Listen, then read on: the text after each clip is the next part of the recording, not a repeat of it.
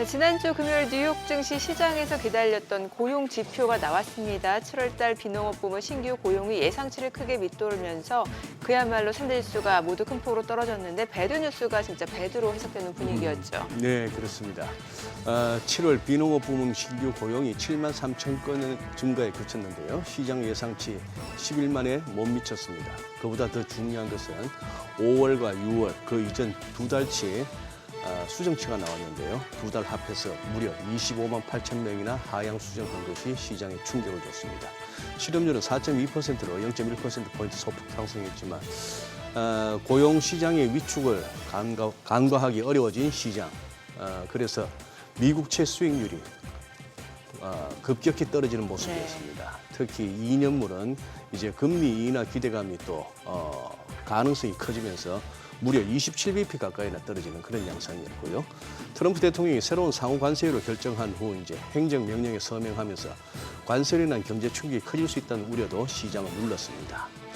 네, 지난주 금요일 국내 증시도 양시장 모두 많이 떨어졌습니다. 코스닥이 4% 넘게 하락했고요. 코스피도 3,110선까지 밀려 내려갔습니다. 정부가 공개한 세제 개편안이 오히려 증시 활성화를 역행한다며 실망한 투자자들의 매도세가 컸습니다. 대주주 기준을 10억 원으로 하향한다는 내용에 반대하는 국민청원도 좀 있습니다.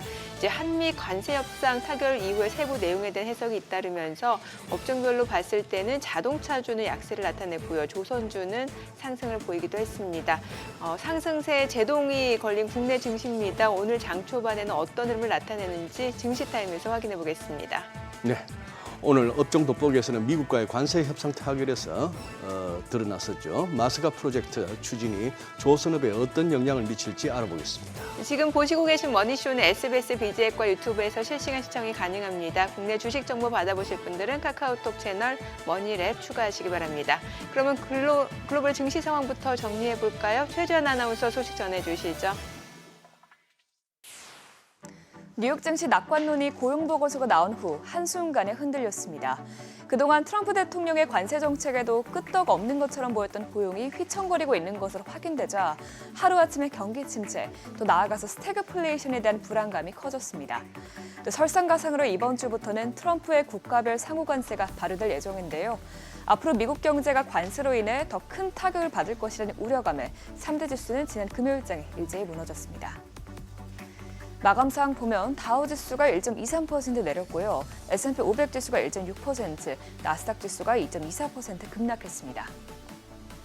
시총 상위 종목도 보면 안 그래도 힘든 시장에 아마존마저 급락세를 보이면서 빅테크 기업들도 일제히 동반 하락했습니다.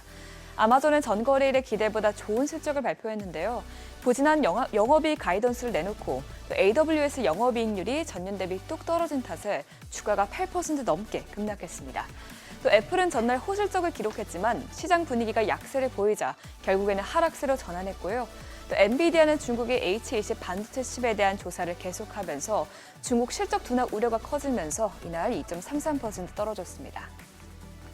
시총 6위부터도 보면 전거래일에 10% 넘게 폭등했던 메타도 이날은 3% 넘게 급락했고요.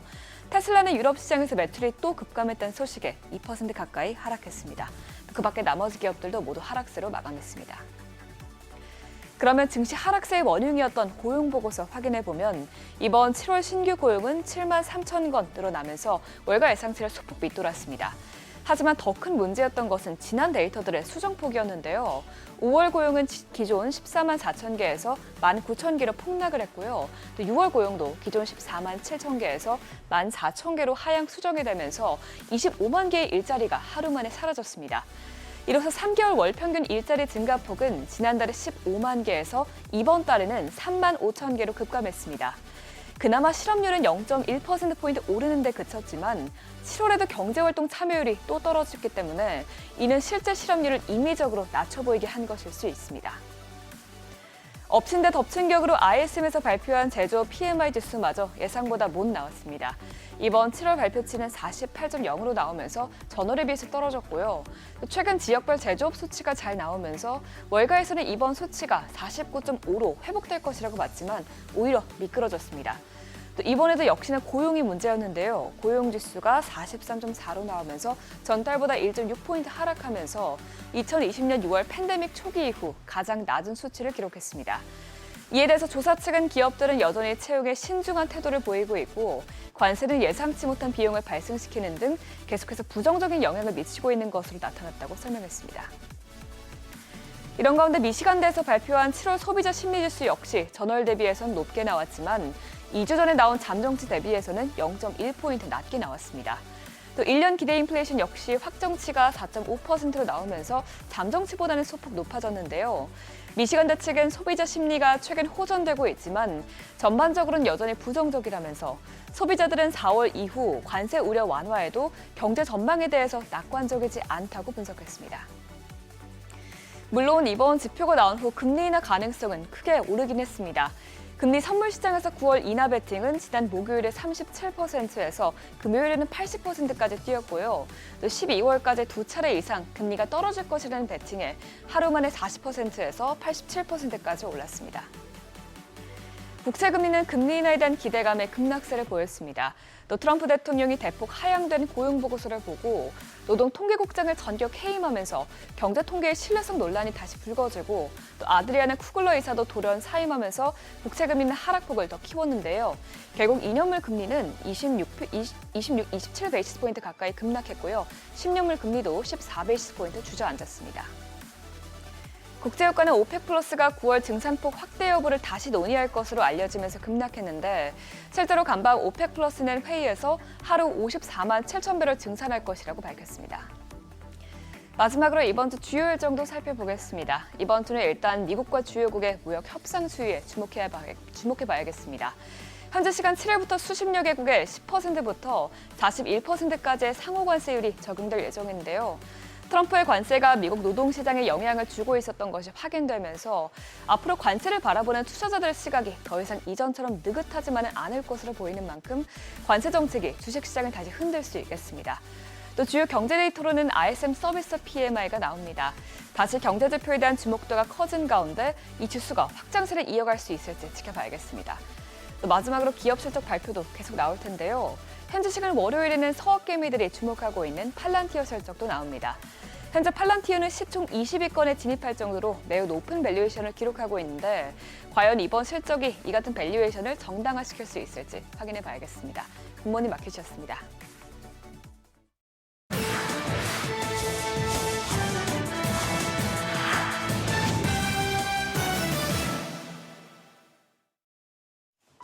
외신이 주목한 주요 이슈들 짚어보겠습니다. 관세 전쟁을 주도한 미국의 세율이 91년 만에 최고치를 찍으면서 안방에 있는 소비자들이 직격탄을 맞게 됐습니다. 오는 7일 상호관세 부과를 포함한 미국의 평균 유효 관세율은 18.3%로 올해 초 2.5%에서 단 7개월 만에 15%포인트 넘게 뛰었는데요. 트럼프 대통령은 관세가 미국을 부유하게 할 것이라며 정책에 더욱 힘을 싣고 있지만 예일대가 진행한 조사에선 관세가 부과되면 신발 40%, 의류는 38% 오르는 등 단기적으로 물가가 1.8% 오르면서 미국 가구당 수입이 $2,400 줄어드는 효과를 낼 것으로 예측됐습니다. GDP도 올해와 내년 각각 0.5%포인트 줄어든 뒤 이후 매년 0.4%, 170조 원씩 감소하는 걸로 분석됐는데요. 골드만삭스 역시 외국 수출 기업의 비용 부담은 5분의 1에 그치고 나머지는 미국 소비자와 기업들의 부담이 될 걸로 추산하면서 트럼프 관세가 미국 소비자들에게 부메랑이 돼 돌아올 것으로 내다봤습니다. 천하의 워런 버핏도 트럼프 관세에서 자유롭지 못했습니다. 버크셔 해서웨이는 2분기 영업이익은 4%, 순이익은 무려 59% 급감했다고 발표했는데요. 이렇게 반토막이 난 주요 원인 중 하나로 관세를 지목했습니다. 사측은 트럼프의 무역 정책과 관세 정책에 따른 긴장이 올 상반기 급격히 높아졌다면서 여러 사업 부문에 상당한 타격을 줄 것이라고 경고했는데요. 경제 불확실성의 자사주 매입에도 소극적이었습니다. 버크셔는 배당 없이 자사주 매입 후 소각 위주로 주주 환원 정책을 펴는 것으로도 잘 알려져 있는데 가치 투자로 유명한 버핏의 투자 전략을 고려할 때 버크셔의 자사주 매입 중단은 미국 증시가 고평가됐다는 신호로 해석할 수 있습니다. 테슬라의 주행 보조 시스템 오토파일럿 사망 사고와 관련해서 미국 법원이 회사 책임을 일부 인정했습니다. 사측의 책임을 33%로 판단하고 피해자들에게 3억 2,900만 달러, 우리 돈 4,580억 원을 지급하라고 명령했는데요. 배심원단은 테슬라의 기술 결함이 사고의 원인 가운데 하나로 작용했다며 사고 책임 전부를 운전자에게만 돌릴 수는 없다고 판단했습니다.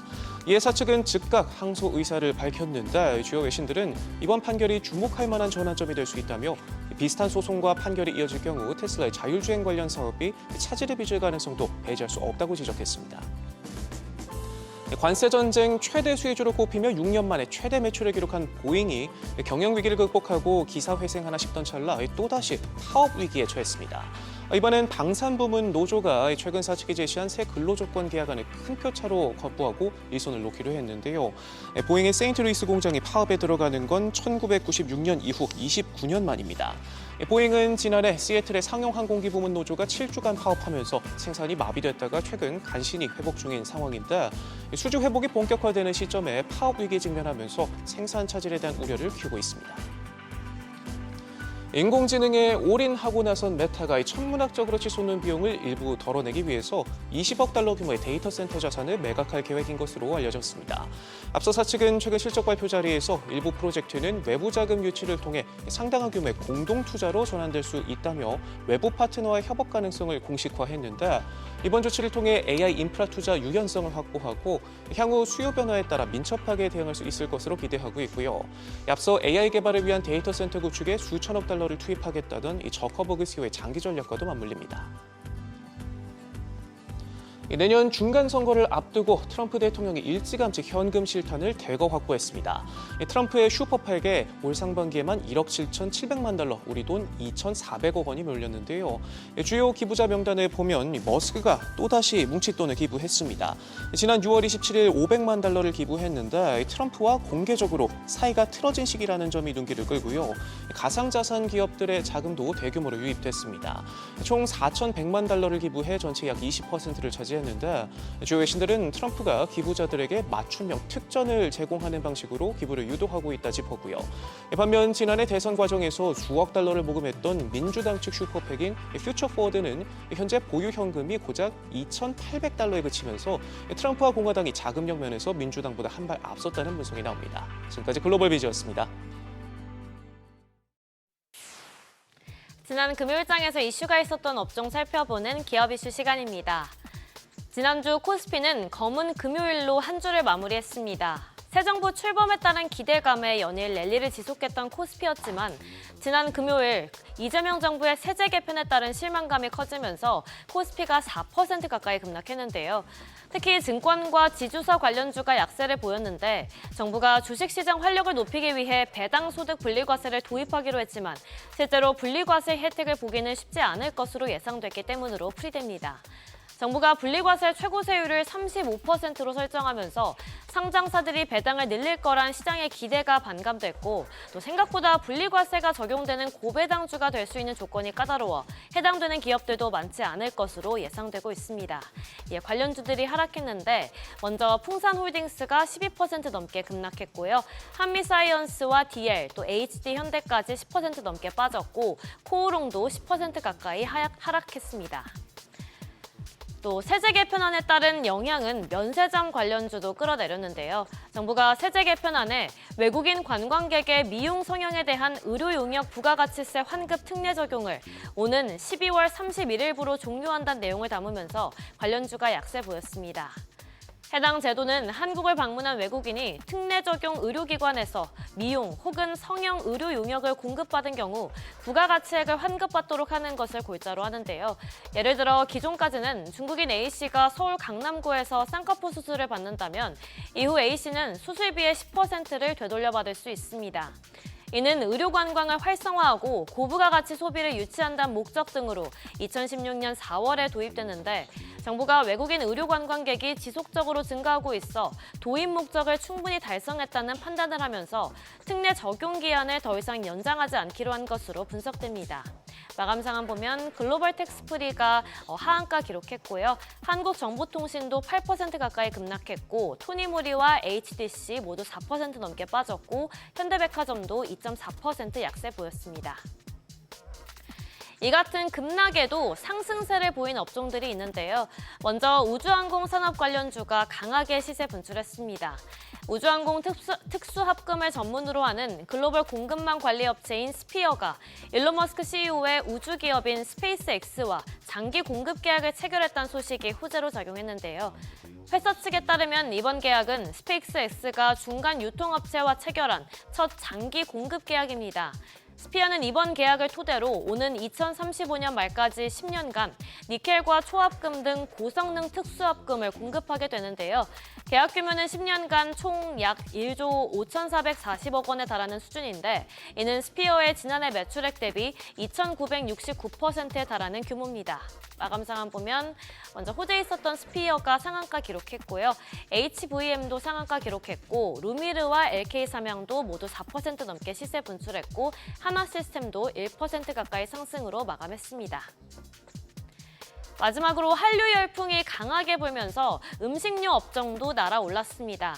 넷플릭스 애니메이션 영화인 K-팝 데몬 헌터스가 전 세계적으로 신드롬을 일으키고 있는 가운데 작품 속 배경이 된 한국 문화 전반에도 큰 관심이 쏠리고 있는데요. 특히 그룹 헌터릭스의 멤버 루미가 김밥을 자르지 않고 한 입에 넣어 먹는 장면이 주목을 받고 있는데 최근 이 장면이 밈으로 번지면서 SNS에서 이를 따라하는 챌린지까지 유행하고 있습니다.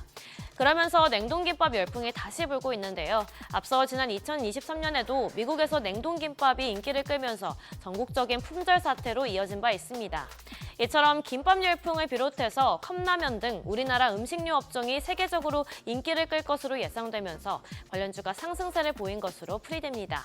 마감 상황 보면 우양이 상한가 기록했고요. 풀무원도 19% 가까이 시세 분출했고 태원물산 2.18%, 노바렉스도 1% 넘게 올랐고요. 마지막으로 팜스빌도 1% 가까이 상승으로 마감했습니다. 지금까지 기업 이슈 전해드렸습니다.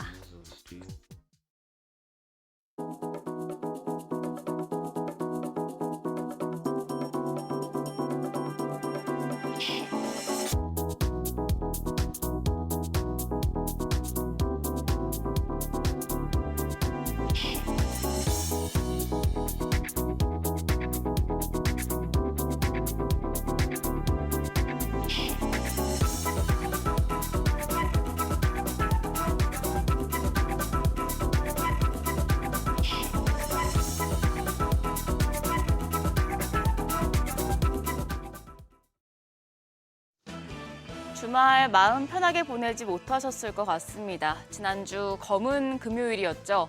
세제 개편안에 대한 실망감에 투자 심리가 크게 흔들리면서 양 지수 급락했습니다. 관세가 가니 이제 과세가 문제가 되네요. 연고점 행진을 이어가던 코스피 이대로 5,000피 꿈에서 멀어지는 걸까요? 전 거래를 복귀하면서 이번 주 투자 포인트 체크하겠습니다. 하락폭이 굉장히 컸습니다. 코스피 3.9% 급락해서 3,119포인트, 코스닥도 4% 폭락해서 772포인트 기록했습니다. 새 정부 들어서 최대 낙폭이었습니다.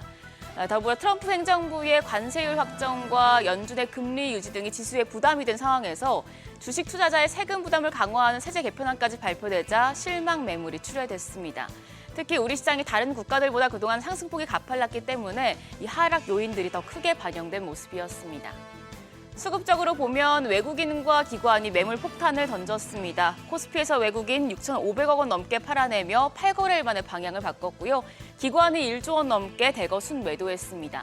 반면 개인들은 1조 6천억 원 넘게 순매수하면서 외국인과 기관의 물량을 받아냈습니다.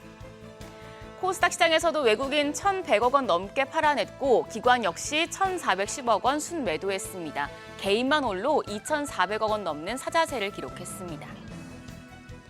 시총 상위 종목들 모두 퍼렇게 멍들었습니다. 코스피 10위권까지 크게 내린 가운데 특히 SK 하이닉스와 한화 에어로스페이스가 6% 가까이 급락하며 약세의 골이 깊었습니다.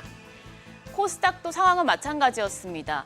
여기선 시총 상위 60위까지 봐도 상승 종목이 단 한 개도 없었습니다. 10위권 내에서는 시총 1위 알테오젠이 7% 넘게 급락했고 레인보우 로보틱스와 삼천당 제약도 7% 가까운 낙폭을 보였습니다. 지수는 급락했고 환율은 급등했습니다. 정규장 마감 시간 달러 기준 14원 40전 폭등한 1,401원 40전의 거래를 마치며 1,400원을 돌파하는 모습이었습니다. 지난 5월 이후에 2달 반 만에 다시 1,400원대로 올라섰는데요. 연준의 금리 유지로 달러 강세가 이어진 가운데 외국인들의 주식 순매도까지 겹친 영향이었습니다. 하지만 이후 야간 거래에서는 다시 1,380원 후반대까지 떨어졌습니다. 미국의 부진한 고용지표로 9월 연준 금리 인하 기대가 커진 영향입니다. NDF에서 달러원 1개월물은 오늘 새벽 6시 기준으로 1,391원 20전을 기록했는데요. 오늘 외환시장 하락 출발할 가능성이 높겠습니다. 다만 장중에 출렁임이 클 수 있으니 이 부분은 유념하셔야겠습니다. 이번 주 일정 보시죠. 변동성이 커진 상황에서 대내외 경제지표와 실적 발표가 이어지기 때문에 이벤트들 꼼꼼하게 체크하셔야겠는데요. 내일 한국의 CPI와 중국 7월 차이신 서비스업 PMI, 미국의 ISM 서비스업 PMI를 비롯해서 중국의 7월 무역 수지와 영국의 금리 결정 등 경제 지표를 확인하시죠. 화요일에 세계 최대 반도체 전시회 FMS가 열립니다. 파드 등 국내 기업들이 참가할 예정입니다. 목요일엔 MSCI 분기 리뷰가 예정돼 있습니다. LIG 넥스원과 두산, 효성중공업, 현대건설, HD 현대마린솔루션이 편입되고 LG 이노텍과 SKC, CJ제일제당이 편출될 것이란 전망이 나옵니다. 한편 실적 발표도 이어집니다. 오늘은 한화와 DB하이텍, 지누스, 롯데칠성, 한섬이 2분기 실적을 공개합니다. 기업들의 호실적이 국내 증시 약세장에 대한 우려를 희석해 줄 수 있을지 지켜보시죠. 지난주 금요일 시간외 거래에서는 코로나19 관련주가 강했습니다. 코로나19 입원 환자가 최근 4주 연속 증가하면서 재유행 조짐을 보인 데 따른 것입니다. 관련주들 흐름 체크하시죠. 그럼 프리마켓 통해서 국내 증시 개장 분위기 가늠해 보겠습니다. 우리가 쉬는 사이에 뉴욕 증시도 크게 내렸죠. 예상보다 부진한 고용 지표가 발표된 가운데 새로 설정한 상호 관세율이 적용되면서 관세 불확실성도 시장의 하방 압력으로 작용하는 모습이었습니다. 일단 유가증권 시장 시총 5위권까지 보면 일부 종목들은 반등세 보여주고 있습니다. 삼성전자가 0.73% 오름세로 거래가 69,400원, SK하이닉스는 1% 추가 하락하면서 25만 5,500원에 거래됩니다. 반면 LG에너지솔루션이 1.74% 강세로 37만 9,500원, 삼성바이오로직스도 0.48% 반등세 보여주고 있습니다. 한화에어로스페이스는 1.8% 약세입니다. 현재 거래가 92만 2,000원 기록하고 있습니다. 코스닥 시총 상위 5위권까지 보시죠. 여기서는 HLB 제외하고 나머지 종목들은 지금 반등합니다. 알테오젠이 2.49% 오름세로 43만 2,500원, 에코프로비엠이 1.3% 강세로 거래가 10만 8,700원입니다. 펩트론도 1.79% 강세 기록하고 있습니다. 거래가 28만 5,000원이고요. 에코프로가 0.73% 오름세로 4만 8,050원. 반면 HLB는 2%대 추가 약세적 보여주고 있습니다. 거래가 4만 5,100원으로 집계됩니다. 국내 증시 한 차례 급락을 겪었지만 아직도 여러 가지 악재가 해소되진 않은 상황입니다. 지금 프리마켓에서 시장 상황 그래도 좀 양호한 모습 보여주고 있지만 오늘까지도 안전벨트 단단히 매시고요. 시장 추가적인 충격에 대비하셔야겠습니다. 지금까지 어제장 오늘장이었습니다.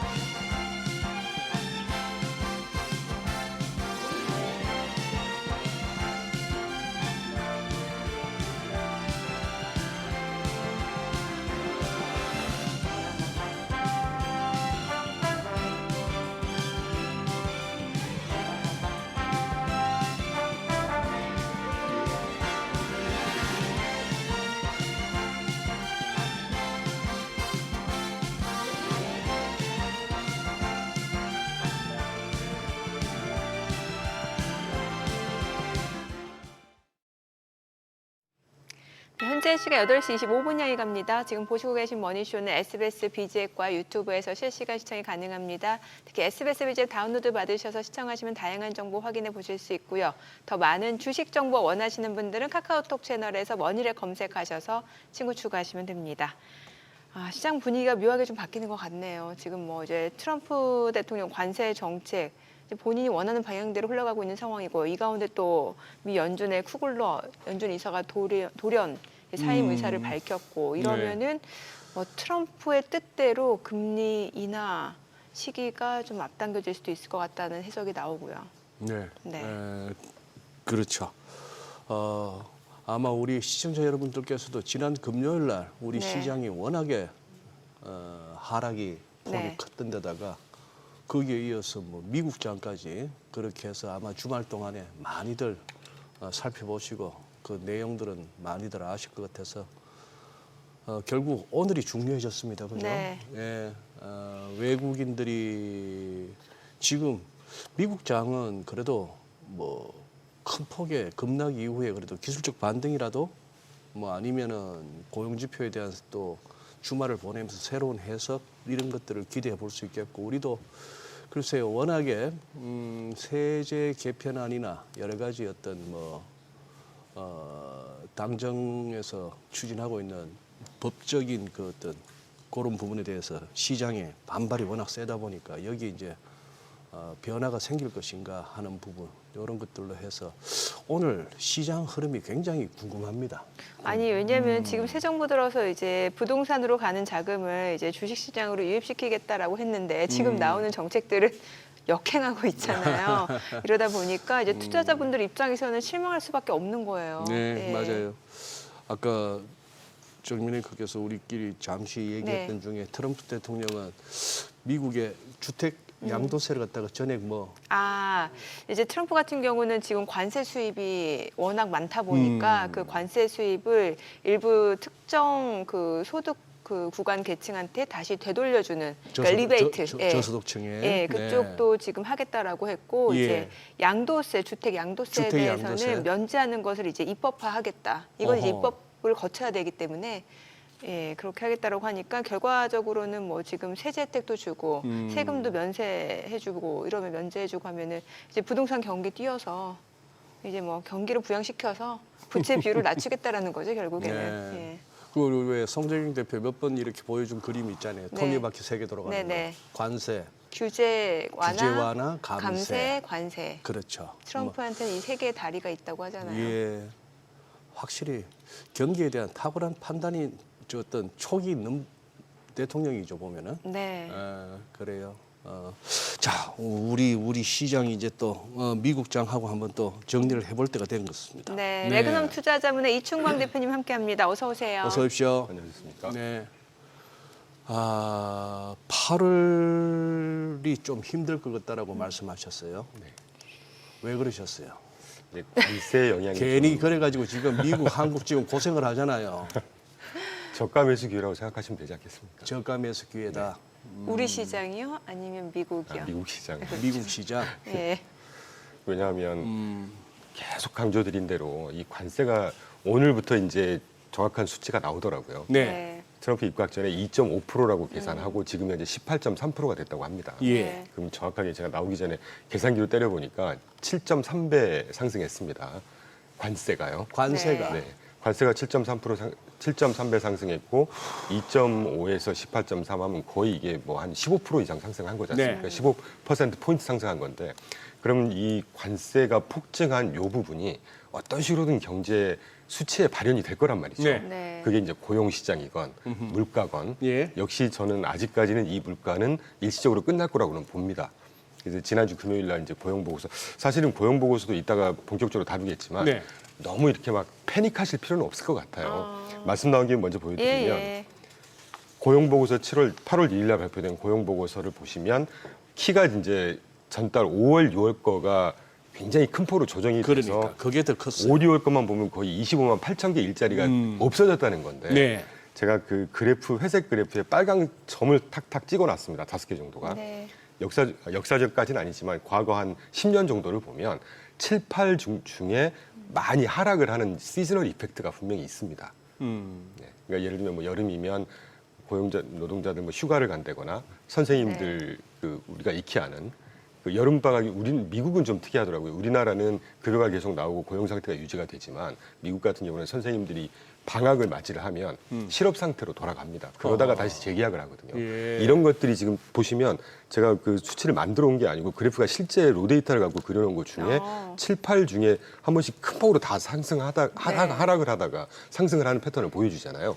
물론 이 최근에 지난주 발표된 거에 이제 관세 영향이 어느 정도 있겠죠. 왜냐하면 4, 5, 6월 달 이후에 올 연초 들어서 나치에서 공무원들 많이 좀 어느 정도 잘랐고 또 우리가 보이지 못하는 것 중에는 그동안의 고용 인터뷰라든가 고용하는 스케줄이 또 다 취소가 됐을 것이고 이런 것들이 일부 영향은 있겠지만 시장 관점에서 보면 연거푸 말씀드리지만 이 7, 8월 달에 보면 빨간 점 그어놓은 그 국면에서 큰 폭으로 쑥 빠졌다가 또 올라가고 빠졌다가 올라가고 반복을 합니다. 그리고 노동시장에 특히 이제 패닉하실 필요가 없다고 보는 것이 우리가 이제 발표된 데이터를 미루어 짐작하는 수밖에 없지 않습니까? 네.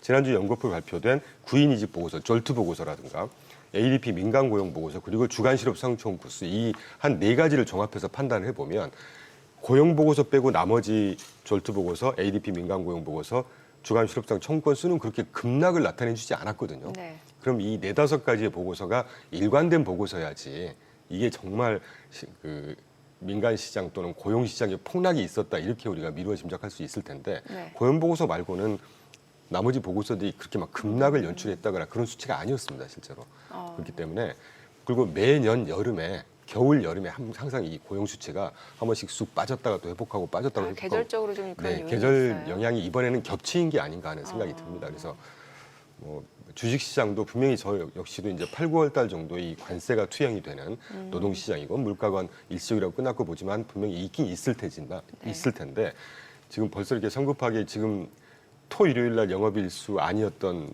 오프했던 이틀 빼고 지금 이틀 되지 않습니까? 영업일수로.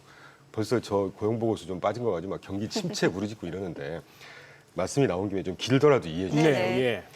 제가 지난 2022년 인플레이션 파이트 이후에 23년 초반까지도 경기 침체 목소리가 굉장히 많았습니다.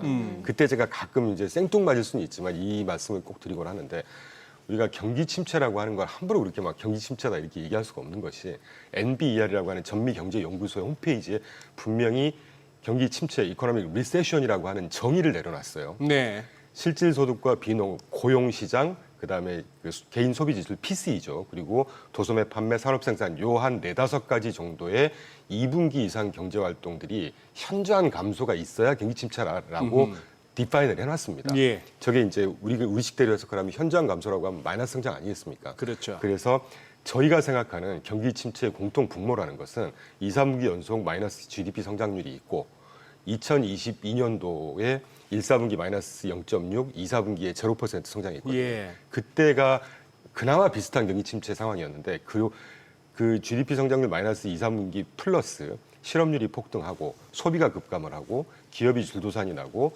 하이힐드 스프레드가 폭등을 하고 이런 여건들이 과거의 경기 침체의 공통 분모였어요.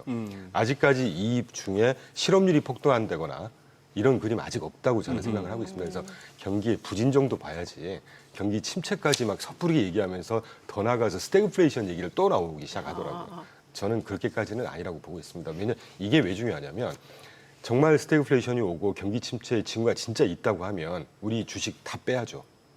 그냥 국채만 몰빵을 해야 되지 않겠습니까? 네. 그런 잘못된 투자 전략의 의사결정을 유도할 수 있다는 거예요. 지금 그런 상황 아니다라는 걸 제가 한번 꼭 오늘 강조드리고 싶었습니다. 우리 단군의 어머니 웅녀는 뭐 쑥과 마늘로 사람이 됐지만 원래 시장의 곰들은 입에 달고 삽니다. 경기 침체, 스태그플레이션. 예. 시장의 곰 얘기를 하시려고 이제 단군 얘기, 웅녀까지 가신 거예요. 그런 면에서 볼 때 그리고 이따가 본격적으로 다루겠지만 하반기에 호재라고 하는 게 국지국장이 많이 남아 있습니다. 네. 아까 모두 발언에서도 우리 저도 역시도 강조드렸지만 감세안 통과했는데 감세안의 주요 내용이 감세해주면서 소득을 서포트해주겠다. 규제 완화해주겠다 이런 거 아니겠습니까? 그리고 SLR도 제가 정확하게 수치를 제가 네. 계산을 해봤는데요. 당초에 SLR 규제 완화해주면 한 2조 가까운 여력이 생긴다고 했잖아요. 국채금리가. 제가 계산을 해보니까 저희 하우스에서 계산해보니까 지금 현재가 5조에서 한 10조 정도의 새로운 여력이 생깁니다. 미국 자산에 대한. 그런 것들을 보면 하반기에 저는 양적 성장, 주식시장 네네. 기본적으로 우상향 여전히 생각하고 있고 그런 면에서 보면 지금의 하락은 저가일수 기회다. 저는 단연코 그렇게 생각하고 있죠. 아니, 저는 이 트럼프 행정부의 기조가 4월, 5월 들어서 확실히 바뀐 것 같다는 생각이 드는 게 한 4월까지만 하더라도 정부의 그 부채 때문에 이제 재정 지출을 좀 축소하겠다라는 의지가 돋보였는데 5월달 베센트 재무장관 인터뷰를 통해서도 보면 오히려 부채 규모를 줄이기보다는 정부의 어떤 경기 성장을 촉진시켜서 부채 비율을 낮추겠다 이런 쪽으로 가는 것 같아서 그러면 재정 정책 확대라든지 통화 정책 때마침 좀 고용 지표가 안 좋게 나왔잖아요. 그러니까 이거를 빌미로 뭔가 좀 금리나 압박도 더 세지고 이래서 실질적으로 금리가 인하되면 오히려 미국 주식 시장이 또 좋아질 수 있는 거시 근거가 차원에서는 마련되는 게 그렇죠. 아닌가 하는 생각이 들거든요. 굉장히 날카로우신데 예. 지금 말씀하셨던 우리가 자꾸 조금 이렇게 망각을 하고 넘어가는 경우가 있는데요. 국가 부채를 얘기할 때 네. 부채의 절대적인 양을 줄이는 것보다 네. 분모가 되는 경제 성장, 경제 예. 양을 확대시켜 버리면 부채 양이 확 줄어듭니다. 그 지금 베센트가 그 정책을 하고 예, 있는 거거든요. 그렇게 얘기를 했었으니까요. 베센트가 역시 키맨인 게 베센트가 2월 16일 날로 기억합니다. 예. 오버오피스에서 정책 한 5가지 강조를 할 때 그 꼭지가 분명히 들어가 있었어요. 네. 경제 성장을 통해서 부채를 낮추겠다. 그 얘기를 분명히 했습니다. 이 자리에서 제가 한번 소개시켜드린 네네. 적이 있고 그래서 앵커님 되게 샤프하신데 하여튼 그런 정책을 지금 계속 펴고 있다고 보고 있고 이번에 그 BLS 고용청장인가를 지금 잘랐다는 거지 않습니까? 뭐 조작을 했다고. 네, 저는 맞아요. 오히려 이번에 그 넌팜 페이롤 비농업 주간 일자리 수가 오히려 뭐 여담이긴 하지만 오히려 이게 조작한 게 아닌가 싶을 정도로 분명히 이렇게 되면 이제 저는 지난주까지만 해도 9월 달에 금리 인하도 거의 가능성이 낮아지는 게 아닌가 하는 타 방송에서도 전망을 드렸었거든요. 네네. 왜냐하면 PC가 사실은 수치적으로는 살짝 상승으로 나왔지만 이게 심각한 수준 아니었습니다. 사실은. 네. 고용시장도 ADP, 뭐 주간 실업성 건수, 졸트 보고서 나쁘지 않았거든요. 사실은. 예. 조금의 훼손은 있었지만 근데 그래서 9월 달도 이 금리 인하 가능성이 오히려 확 줄어드는 것 같다. 그런데 이렇게 고용 보고서가 이제 폭락으로 나왔기 때문에 네. 9월 달의 문제는 이제 내리냐 마냐가 아니라 아니 50bp 나오던데요. 이제 그렇게 되는 예. 것이죠. 뭐 당연히 그렇게 해야 되고 그리고 여덟 전 저도 사실 2주 전만 해도 이 자리에서 7월 달에 7월 달, 조금 예. 조심스러운 그 인하 가능성이 있지 않겠나 하는 전망을 드렸던 것이 절대 제가 변명하자는 게 아니고요. 예. 이 전체적인 거시 상황 자체가 관세의 영향이 분명히 투영이 될 것이고 물가는 네. 일시적으로 끝날 거라고 보고 있고 근데 고용 시장이 제가 왜 주간 실업성 청구수 연속 실업성 청구수 계속 강조드렸습니다. 네. 맞아요. 예. 그래서 이게 한번 인하를 시켜야 되는 타이밍인 것 같다. 그랬는데 이제 안 했지 않습니까? 당연히 안 이것도 제롬 했겠죠. 파월 연준 의장 실기론 나올 것 이렇게 같아요. 되면 이제 제롬 파월, 저도 제롬 파월의 입장을 이해하려고 하는 입장이지만 제롬 파월은 더 궁지에 몰리겠죠. 그러니까요. 사실은 그 고용 시장으로만 보자면 네. 그분이 말했던 연초부터 고용 시장을 중심으로 할 거야라는 말에 비춰보면 사실 5월 달부터 내렸어야 돼요. 약간 뭔가 고용 지표가 좀 둔화되는 조짐들이 나타나고 있었으니까요. 네네. 이게 물론 고용 시장조차도 이제 다음 달에 발표되는 2, 3개월을 연속 봐야 되긴 하지만 분명히 뭐 조심스럽지만 다음 달, 다다음 달 지금보다는 회복되는 걸로 나올 겁니다. 왜냐하면 과거 패턴이 아까 그래프대로 7, 8월 달 여름에 한번 푹 꺼졌다가 다시 상승하고 하는 패턴을 보셨잖아요. 네. 그렇기 때문에 뭐 그 최악의 상황은 아니라고 하지만 지금 현재까지 지난주 금요일 날 고용 보고서까지만 보면 제롬 파월을 한번 실기한 거죠 지금. 저는 그러니까 그런 이런 생각하고 얘기 있습니다. 나올 수 있어요 지금 상황이. 충분히. 예. 그리고 조금 아쉬운 거는 저렇게 대통령하고 뭡니까 대척점에 서가지고 갈등을 빚거나 이렇게 뻗땡기는 모습을 계속 보이는 것보다 아니 7월달에 아닌 게 아니라 한 25% 정도 금리 인하를 해놓고 시장 반응도 보고 지표도 보고 하는 것도 나쁘지 않았을 것 같은데. 저도 사실 그런 희망을 너무 내지는 고집을 부리네요. 네네. 약간 트럼프가 투머치죠. 조금만 덜 압박했어도 했을 텐데 너무 압박하니까 사람 심리가. 안 그래도 지금 뭐 게임 다 하던 거 다 덮고 책 펼라 하는데 엄마가 네. 방문 열고 공부 안 하냐면 하기 싫죠. 그렇지, 그러면 예, 그래 그렇죠. 되는 또 면도 거지. 안 쓰고. 그런데 그리고 SNS를 통해서 너무 모욕을 줘요. 아니 뭐 저기 트럼프 대통령이 잘하고 있다는 어떤 그런 쪽에 저도 공감을 하지만 좀 그 트럼프 대통령의 그 캐릭터랄까요? 표현이 좀 하시하시잖아요. 예. 맞아요. 근데 이- 날것의 표현을 그대로 쓰시고 예. 아니, 그리고 그 연준본부 방문하고 나서 나는 이번에 제롬 파월 연준 의장이 금리를 인할 것 같은 느낌을 받았다. 이것도 트럼프도 석 대표 열받는 것이죠. 그렇게까지 네. 했는데 그렇게까지 했는데도 그리고 이 BLS Bureau of Labor Statistics 예. 노동통계청이라고 노동통계국 국장을 갖다가 에리카 맥켄타퍼 여성인데 민주당 당적이고 그러니 그 항상 또 저런 부분이 이제 과격하고 또 미국 내에서도 상당히 또 비난을 받을 만한 그런 상황이긴 한데 그런데 아니 근데 숫자가 저렇게 나오는 건 말이 안 돼요. 이해가 안 됩니다. 사실은. 네, 저는. 네. 원래 저렇게까지. 매월 조금씩 조정은 있는 그러니까. 것인데 지금 이게 월별로 15만 건 이상 네, 정도씩 이렇게 막 이거는 두 달 합해서 25만 8천 네. 건. 이렇게 돼버리면 그래도 그 정부의 기관이 있고 그렇죠. BLS고 이런 네.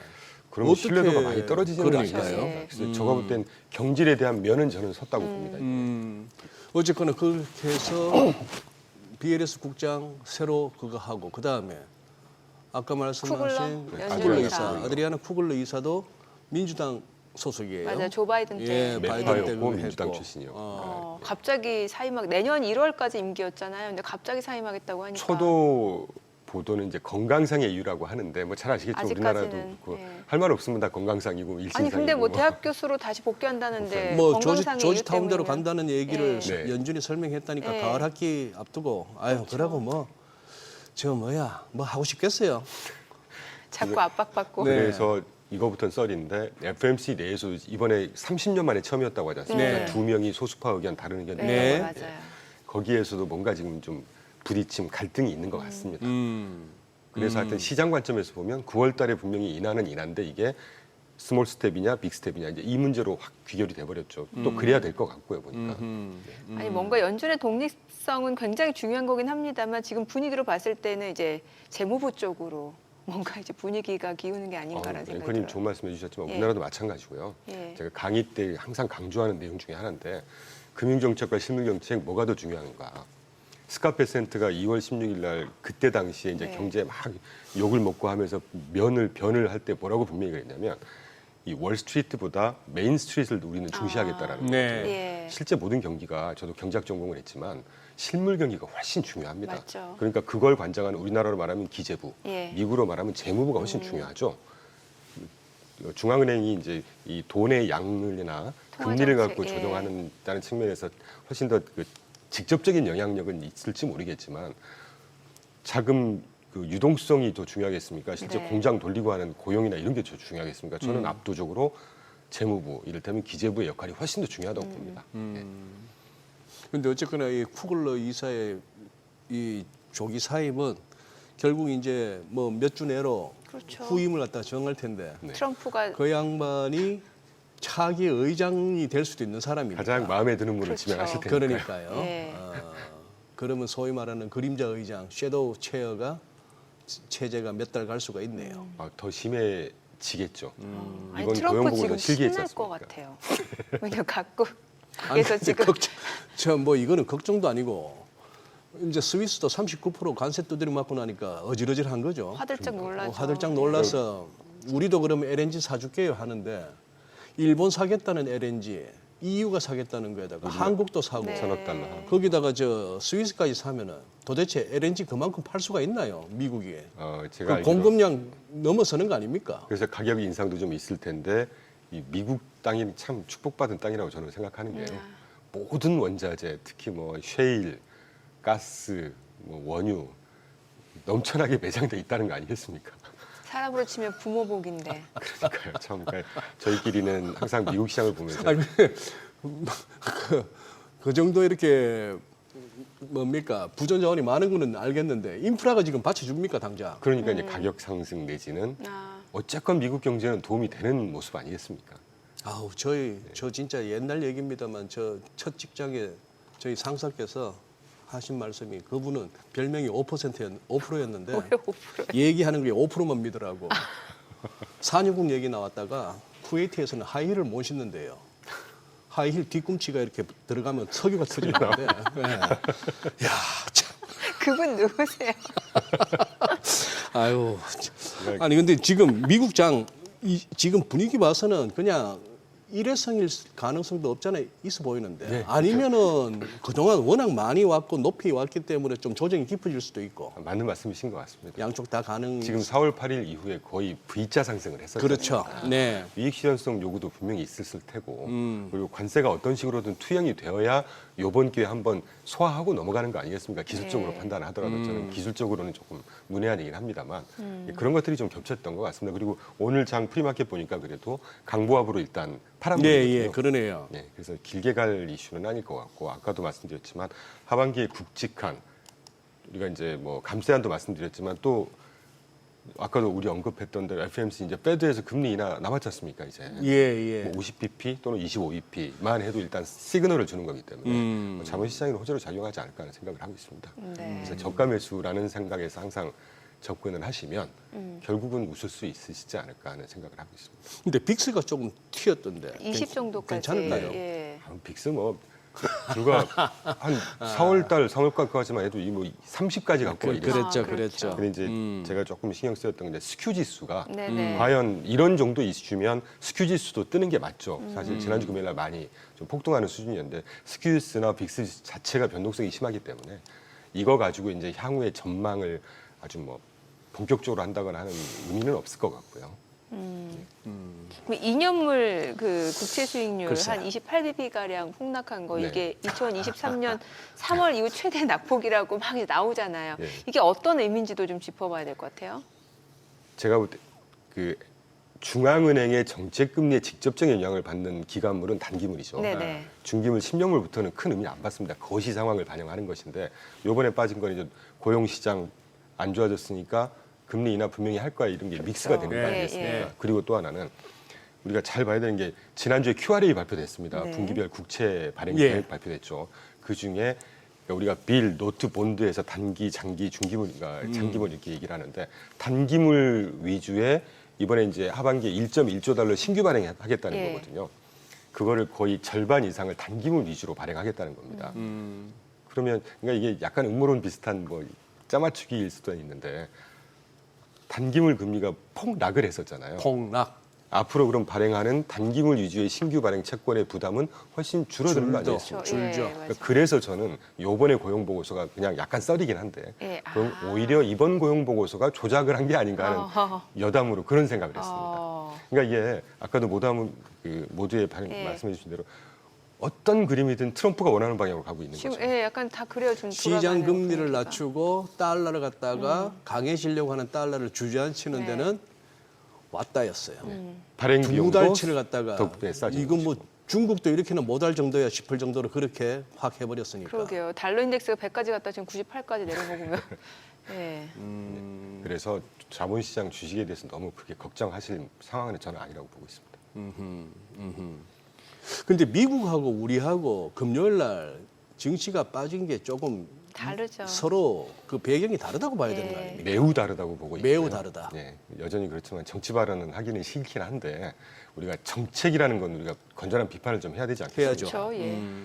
뭐 깊이 말씀드리면 좀 그러니까 미국과 한국을 우리가 반면교사를 좀 삼아야 된다고 생각하는 거는 한국은 뭐 이번 정권 저번 정권 정권의 문제가 아니라 네. 정책이라는 건 일관성이 있어야 되는 그렇죠. 거거든요. 네.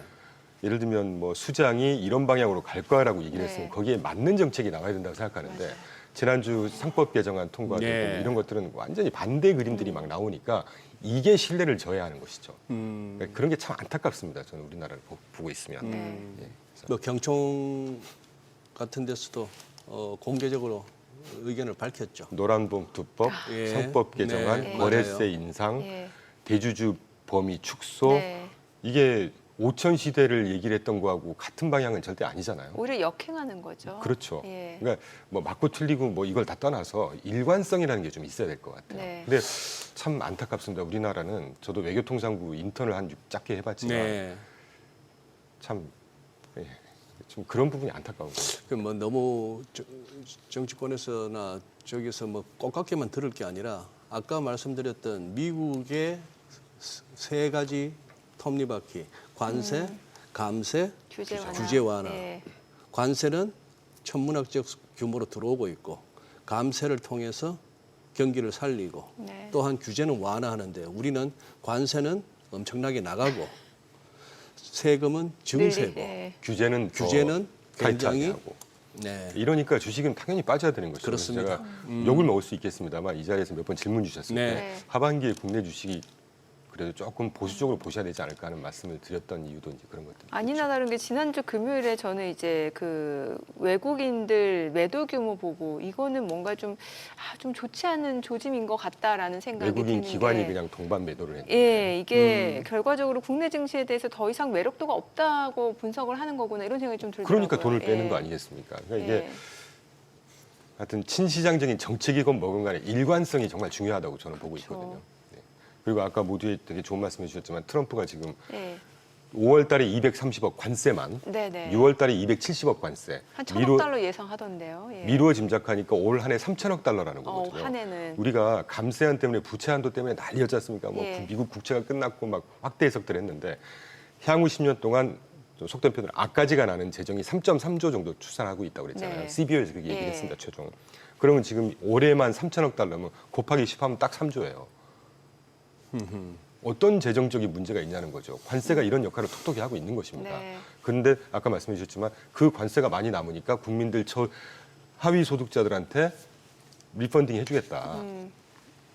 이게 주식시장에는 그 물가가 좀 올라도 이제 국민들 입장에서는 소비 여력이 충분히 있다 보니까 그렇죠. 이게 선순환으로 이어질 수 있는 구조라는 거네요. 그리고 이제 예. 조금 델리키트한 문제인데 이 관세 때문에 어떤 식으로든 소비도 지금 지난주 발표된 PCE 하부 지표 중에 네. 국내 민간 구매자들에 대한 최종 소비라는 게 있거든요. 네. 미국에서의 소비세를 가장 잘 보여주는 중요한 지표 중에 하나입니다. 그게 폭락은 아니었지만 전달 대비해서 조금 하향하고 있거든요. 그러니까 소비가 어떤 식으로든 조금씩 관세 영향 때문에 위축이 되면 수요도 위축될 거고 물가도 그만큼 위축이 됩니다. 그러니까 네. 관세 영향을 또 상쇄하는 것이죠. 그러니까 그래서 이제 경제라는 게 다 맞물려 있는 것인데 네. 그렇게 볼 때 저는 물가도 일시적으로 끝날 거라고 보고 있고 그렇게 네. 되면 미국 소비를 지지해주는 디스포서블 인컴, 가처분 소득이라든가 소비세라든가 이런 것들이 상대적으로 덜 약화되는 이런 것들이 막 믹스가 되지 않겠습니까? 그래서 네. 큰 그림으로 볼 때 미국 경제 양적 성장은 지속될 거라고 저는 보고 있습니다. 네. 자, 지금 8시 52분 향해 갑니다. 오늘 양시장 호가 상황 체크해 보겠습니다. 먼저 코스피 예상 체결지수부터 확인해 보겠습니다. 오늘 0.25%의 약보합 출발 예상됩니다. 3,111포인트로 지금 집계가 되고 있고요. 코스닥은 0.9% 하락 예상됩니다. 예상 체결지수는 765포인트입니다. 시가총액 상위 종목 예상가 보겠습니다. 삼성전자가 오늘 1% 상승 예상되고요. 지금 호가는 69,700원, SK하이닉스는 보합 예상됩니다. LG 에너지솔루션이 1.2% 상승 예상되고요. 예상 체결가는 377,500원, 삼성바이오로직스 보합 예상되고요. 하나에어로스페이스가 0.9% 하락 예상됩니다. 현대차입니다. 0.2% 소폭 하락 예상되고요. 지금 삼성전자 우선주는 보합 예상되고 HD현대중공업 2.4% 하락 출발 예상됩니다. 호가는 46만 8천 원, KB금융 그리고 기아 1% 안팎의 하락 출발 예상되고 있습니다. 코스닥 시가총액 상위 종목 예상가 보겠습니다. 알테오젠 0.2% 소폭 상승 예상됩니다. 다만 이제 지난주 좀 많이 떨어졌었죠. 금요일 같은 경우도 7% 넘게 떨어졌었는데 오늘 소폭 반등 예상되고 있는 상황이고요. 지금 호가에서는 42만 3천 원으로 집계가 됩니다. 에코프로비엠 보합 예상되고요. 펩트론이 1% 상승 예상됩니다. 지금 예상가가 28만 3천 원, 에코프로 0.6% 오름세 예상되고요. 예상 체결가 4만 8천 원, HLB는 하락 출발 예상되고 있습니다. 삼천당제약 보합 예상되고 있고요. 파마리서치가 1.2% 약세가 예상됩니다. 호가는 54만 4천 원, 레인보로보틱스 보합권 예상되고요. 리가캠바이오가 1% 상승 예상됩니다. 예상 체결가 12만 8,500원, ABL바이오가 1.8% 상승 예상되고 있습니다. 이제 개장까지 한 6분가량 남았는데요. 일단 지금 호가 흐름만 놓고 봤을 때는 양시장 소폭 하락 예상되고 있는 상황이고, 자, 오늘은 또 외국인들 그 매매 포지션, 기관들 이런 네. 부분까지도 좀 중요한 날이 될 것 같네요. 그렇습니다. 예. 예. 뭐 제일 궁금한 건 외국인들이 어떤 네. 식으로 이제 반응할 것인지가 궁금하고, 실제 지난 금요일 날 뭐 현물만 따지면은 선물은 제외하고 현물만 따지면은 거래소에서 우리 개인들이 1조 6,283억을 순매수했습니다. 네. 그리고 코스닥에서도 2,441억 순매수거든요. 외국인하고 기관이 팔았다는 얘기죠. 이렇게 저렇게 무슨 뭐 댓글창이나 어떤 종목 토론방 같은 데 보면은 어떤 세제 개편안에 대한 실망으로 막 다들 대주주 뭐 양도세 기준 그런 것 때문에 다 던졌다고 하는데 결과로 나오는 거는 오히려 개인은 산 거예요. 예. 저 밑에 깔아놨다가 사진 것도 그럴 수 있죠. 사졌을 수도 예. 있고 뭐 그런 상황인데 결국 오늘은 뭐 뚜껑을 열어봐야 되는 것 같고 지금 동시효과는 그냥 야간 선물 수준을 갖다가 보여주는데 열어봐야 될 것 같습니다. 근데 아까 요거는 그냥 잠깐 문제 제기만 하고 갈게요, 이 대표님. 저는 이 의문을 갖다가 계속해서 버릴 수가 없는데 관세를 참 세계 각국으로부터 관세를 갖다가 받아서 그걸 갖다 정미랭크도 소개했다시피 좀 특정 계층에 힘든 계층에 또 이렇게 좋은 얘기인데 뭐 환급해주겠다. 예. 그 관세 미국이 내는 걸 수도 있어요. 그렇죠. 미국 수입업자들이 내거나 결국은 못 견디고 소비자 가격으로 전가되면 소비자들이 다 비싸진 물건 사면서 내는 그걸로 하는 거예요. 무슨 바깥에서 그런다고 해서 무슨 뭐 다 25%가 됐건 15%가 됐건 그걸 갖다 그 생산 수출하는 나라에서 다 그걸 묻는다라고 보면은 그게 맞는데 이런 어떤 맞습니다. 좀 뭐랄까 약간 야바이 사바사바 뭐 눈속임 착시 미국 펀더멘털은 분명히 훼손은 있겠죠. 그렇죠. 그래서 저도 8, 9월 달에 조정을 예상했던 네. 것이고요. 실제로 지난주까지 발표된 거의 50% 가까운 기업들이 실적 발표했는데 말씀 나온 게 먼저 살짝 네네네. 소개드리면 그러니까 그중에 뭐 예. 빅테크는 다행히 그래도 전반적으로 괜찮았습니다. 그렇죠. IBM, 테슬라 정도가 이제 예. 가이던스가 안 좋고 테슬라는 예상드린 대로 계속 안 좋은 상황이고 그런데 이제 일반 회사들 빅테크를 제외한 나머지 회사들 중에 네. 가이던스가 관세 있고 공통적으로 관세 때문에 가이던스가 안 좋아질 것 같다라는 게 지금 상당히 많은 그 어떤 횟수가 이제 발현이 되고 있고 그런 것들이 CBO도 그렇고 골만삭스가 전망한 대로 되게 좋은 말씀해 주셨는데 관세 100 중에 15% 정도를 수출업자가 분담을 할 거고 한 30% 정도를 국내 수입업자, 미국 기업들이 분담을 할 거고 나머지 60% 정도를 소비자가 이제 분담을 할 거라는 거거든요. 그래. 네, 그럼 이제 분명히 이게 소비자가 분담한다는 얘기는 결국 그 물가 상승으로 발현이 될 거고 기업들 수입업자가 부담을 한다는 얘기는 기업들의 어떤 가이던스라든가 어떤 실적이 조금 더 훼손이 된다든가 네. 이제 이런 것들로 발현이 되겠죠. 그래서 이런 것들이 믹스가 되면서 8, 9월 달에 조정은 좀 있지 않을까 하는 생각을 들고 있지만 지지난주까지 기업 실적 전망치가 지금 이제 3, 4분기, 4, 4분기 내년 것까지 계속 나오지 않습니까? 굉장히 드라마틱하게 상승하고 있습니다. 이 관세 문제 파고를 지나고 나면 상당히 회복이 될 거라는 전망이 일관되게 나오고 있기 때문에 그래서 이제 저가 밀수라는 말씀을 강조를 좀 꼭 드리고 싶죠. 우리가 코로나 때도 그거 안 팔고 뻗들고 있었으면 지금 대박입니다. 주식을 왜 팝니까 진짜? 그 망할 회사 아니면은 네, 되게 좋은 말씀 해주셨습니다. 사람들한테 시장 통해서 먹튀나 하려고 들어오는 무늬만 그 한 회사들 많잖아요. 네. 틈만 나면 유상증자, 틈만 나면 무상증자, 틈만 나면 MOU, 틈만 나면 공시 돼가는 건 하나도 없는 그런 애들만 아니면은 네, 그래서 코로나도 견딥니다. 여담이긴 하지만 저도 코로나 때 그때 한 3개월 만에 수익이 한 200% 난 기억이 납니다. 와. 반도체 소부장 종목을 하나 딱 찍어서 코로나 딱 터지고 나서 저가에 한번 들어갔었거든요. 그런 말씀을 하시려면 밥을 한번 사시든지. 아, 예.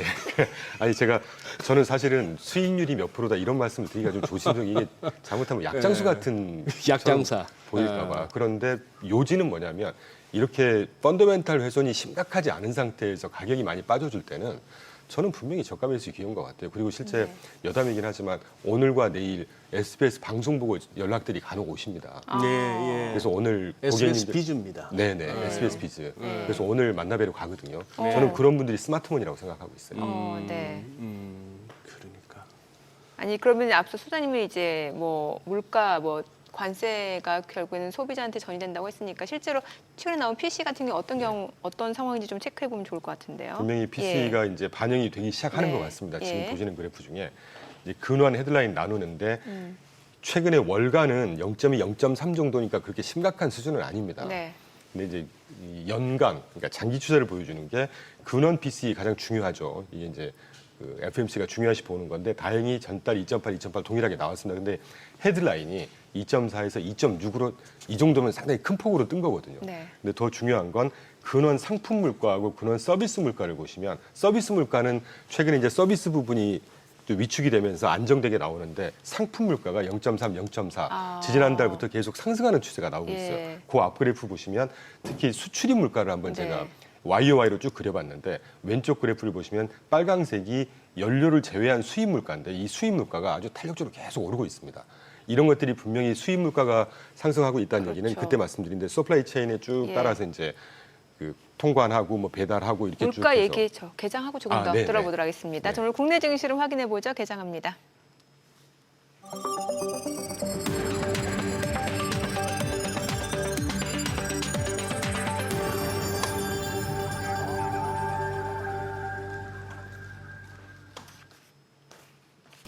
네, 8월 4일 월요일 국내 증시 개장했습니다. 지난주 금요일 국내 증시 그야말로 대폭락 수준이었습니다. 코스피 코스닥 3, 4% 하락을 나타냈고 일단 정부의 정책 세제 개편안이 발표된 이후에 실망 매물이 많이 나오는 상황이었습니다. 주요 메이저 수급 주체들 대규모 이제 매도세가 나온 상황에서 개인 투자자는 이 저가 매수에 나서는 분위기였고 금요일 미국 뉴욕 증시도 하락하긴 했습니다만 이제 근본적인 이유는 달랐습니다. 미국 뉴욕 증시 같은 경우는 이제 고용 지표가 좀 안 좋게 나왔다라는 측면에서 좀 물량이 나왔던 거고요.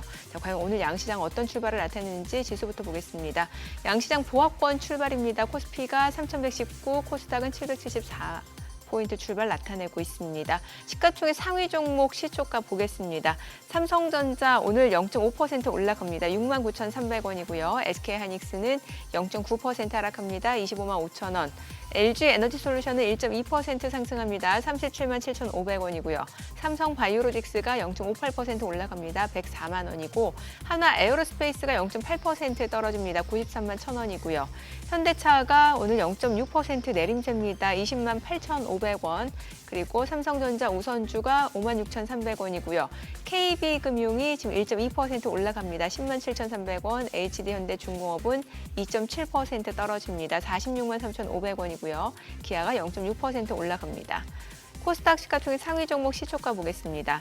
알테오젠 오늘 일부 좀 반등을 보여줍니다. 1.5% 상승합니다. 지금 42만 9,500원. 그리고 에코프로비엠 1% 상승합니다. 10만 8,400원이고요. 펩트론이 2% 올라가네요. 28만 6천 원. 에코프로 0.7% 상승합니다. HLB가 2.9% 떨어지네요. 지금 4만 4,850원이고요. 삼천당제약이 3.8% 올라갑니다. 19만 9,300원. 파마리서치는 1.4% 떨어지고요. 레인보 로보틱스는 보합권, 리가캠바이오가 3% 넘게 올라갑니다. 13만 1,800원. 휴젤은 1% 떨어집니다. 아무래도 지난주 금요일에 이제 제약 바이오 섹터가 좀 물량이 많이 나오면서 오늘 일부 좀 반등에 나서는 종목들이 눈에 띄고 있는 상황이고 오늘 시장에서 특징을 보여주고 있는 섹터 종목들 체크해 보도록 하겠습니다.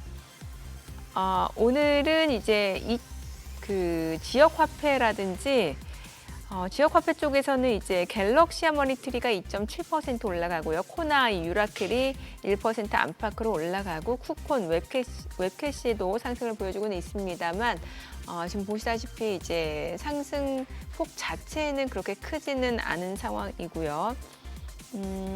웹툰 쪽이 좋네요. 웹툰 쪽. NHN이 4% 올라갑니다. 28,050원. 그다음에 MBT가 1% 상승, 탑코미디어, DNC미디어, 카카오, 미스터블루가 올라가는데 지금 정부 정책이 법인세율을 인상해서 걷어들이는 세수로 이제 웹툰이라든지 이런 기업들 좀 세제 혜택 얘기가 나왔었죠. 이런 부분이 또 이런 정책 모멘텀으로 좀 이어지는 것 같습니다. 스튜디오 미르가 10% 급등을 하고 있는 상황이고요. 웹툰 관련주가 좀 올라가고 그리고 글쎄요, 일부 은행주도 좀 올라갑니다. BNK 금융지주도 1.4% 상승이고요. KB금융도 1.4% 올라갑니다. 10만 7,500원. JB금융지주, 제주은행, 기업은행, 신한지주 올라갑니다만 상승폭 자체는 크진 않습니다. 지금 오히려 윗꼬리 달고 내려오고 또 음봉으로 전환된 종목들이 많습니다. 오늘 전반적으로 여전히 하락하는 종목이 코스피에서는 500 지금 45개, 그러니까 상승하는 종목 대비 한 2배가량 많고 코스닥 쪽에서도 하락하는 종목은 지금 1,000개에 달합니다. 수급 상황 좀 체크해 보도록 하겠습니다. 오늘 유가증권 시장에서는 지금 외국인과 기관이 동반 매도 우위 나타냅니다. 각각 405억 원, 9억 원 순매도고요. 개인 투자자는 438억 원 매수 우위. 코스닥에서는 외국인이 201억 원 순매도, 그리고 개인은 210억 원 매수 우위, 기관 5억 원 매수 우위고요. 환율 체크해 보도록 하겠습니다. 달러원 환율입니다. 달러원 환율이 지난주 많이 올라갔었는데 오늘은 11원 40전 하락한 1,390원에 개장이 됐습니다. 일단 시장은 지금 다시 조금 낙폭이 약간씩 좀 확대되는 양상이네요. 네, 네. 그렇습니다. 오후까지 가서 어떨지는 몰라도 좀 봐야죠. 외국인이 오늘 오후까지도 순매도 기조를 이어간다면은 이건 최근 들어서는 처음 있는 일이거든요. 뭐 이틀 연속 이렇게 순매도 한 적은 거의 없는데, 그러니 지금 일본도 생각보다 2.26% 급락 출발이네요. 뭐 당장 이렇게 그거 하기는 그거 하죠. 뭐 이충광 대표님이 저점 매수라고 한 거는 어디까지나 미국 중심으로 하신 말씀이고, 이거 지금 이거는 뭐 그러기 상태니까 거의 금요일 날 마우스피스 튀어나갔잖아요.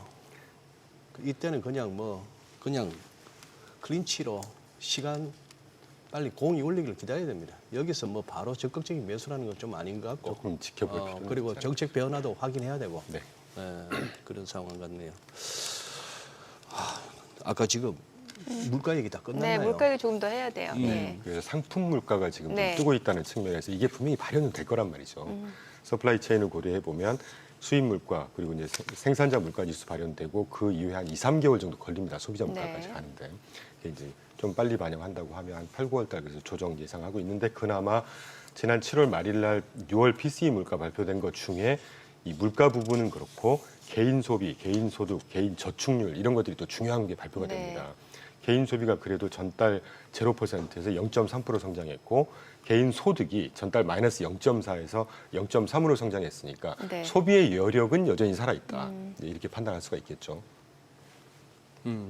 그래요. 지금 그래서 펀더멘탈이 훼손되는 상황은 아니다 지금 그렇게 네. 판단하고 있습니다. 지금. 예.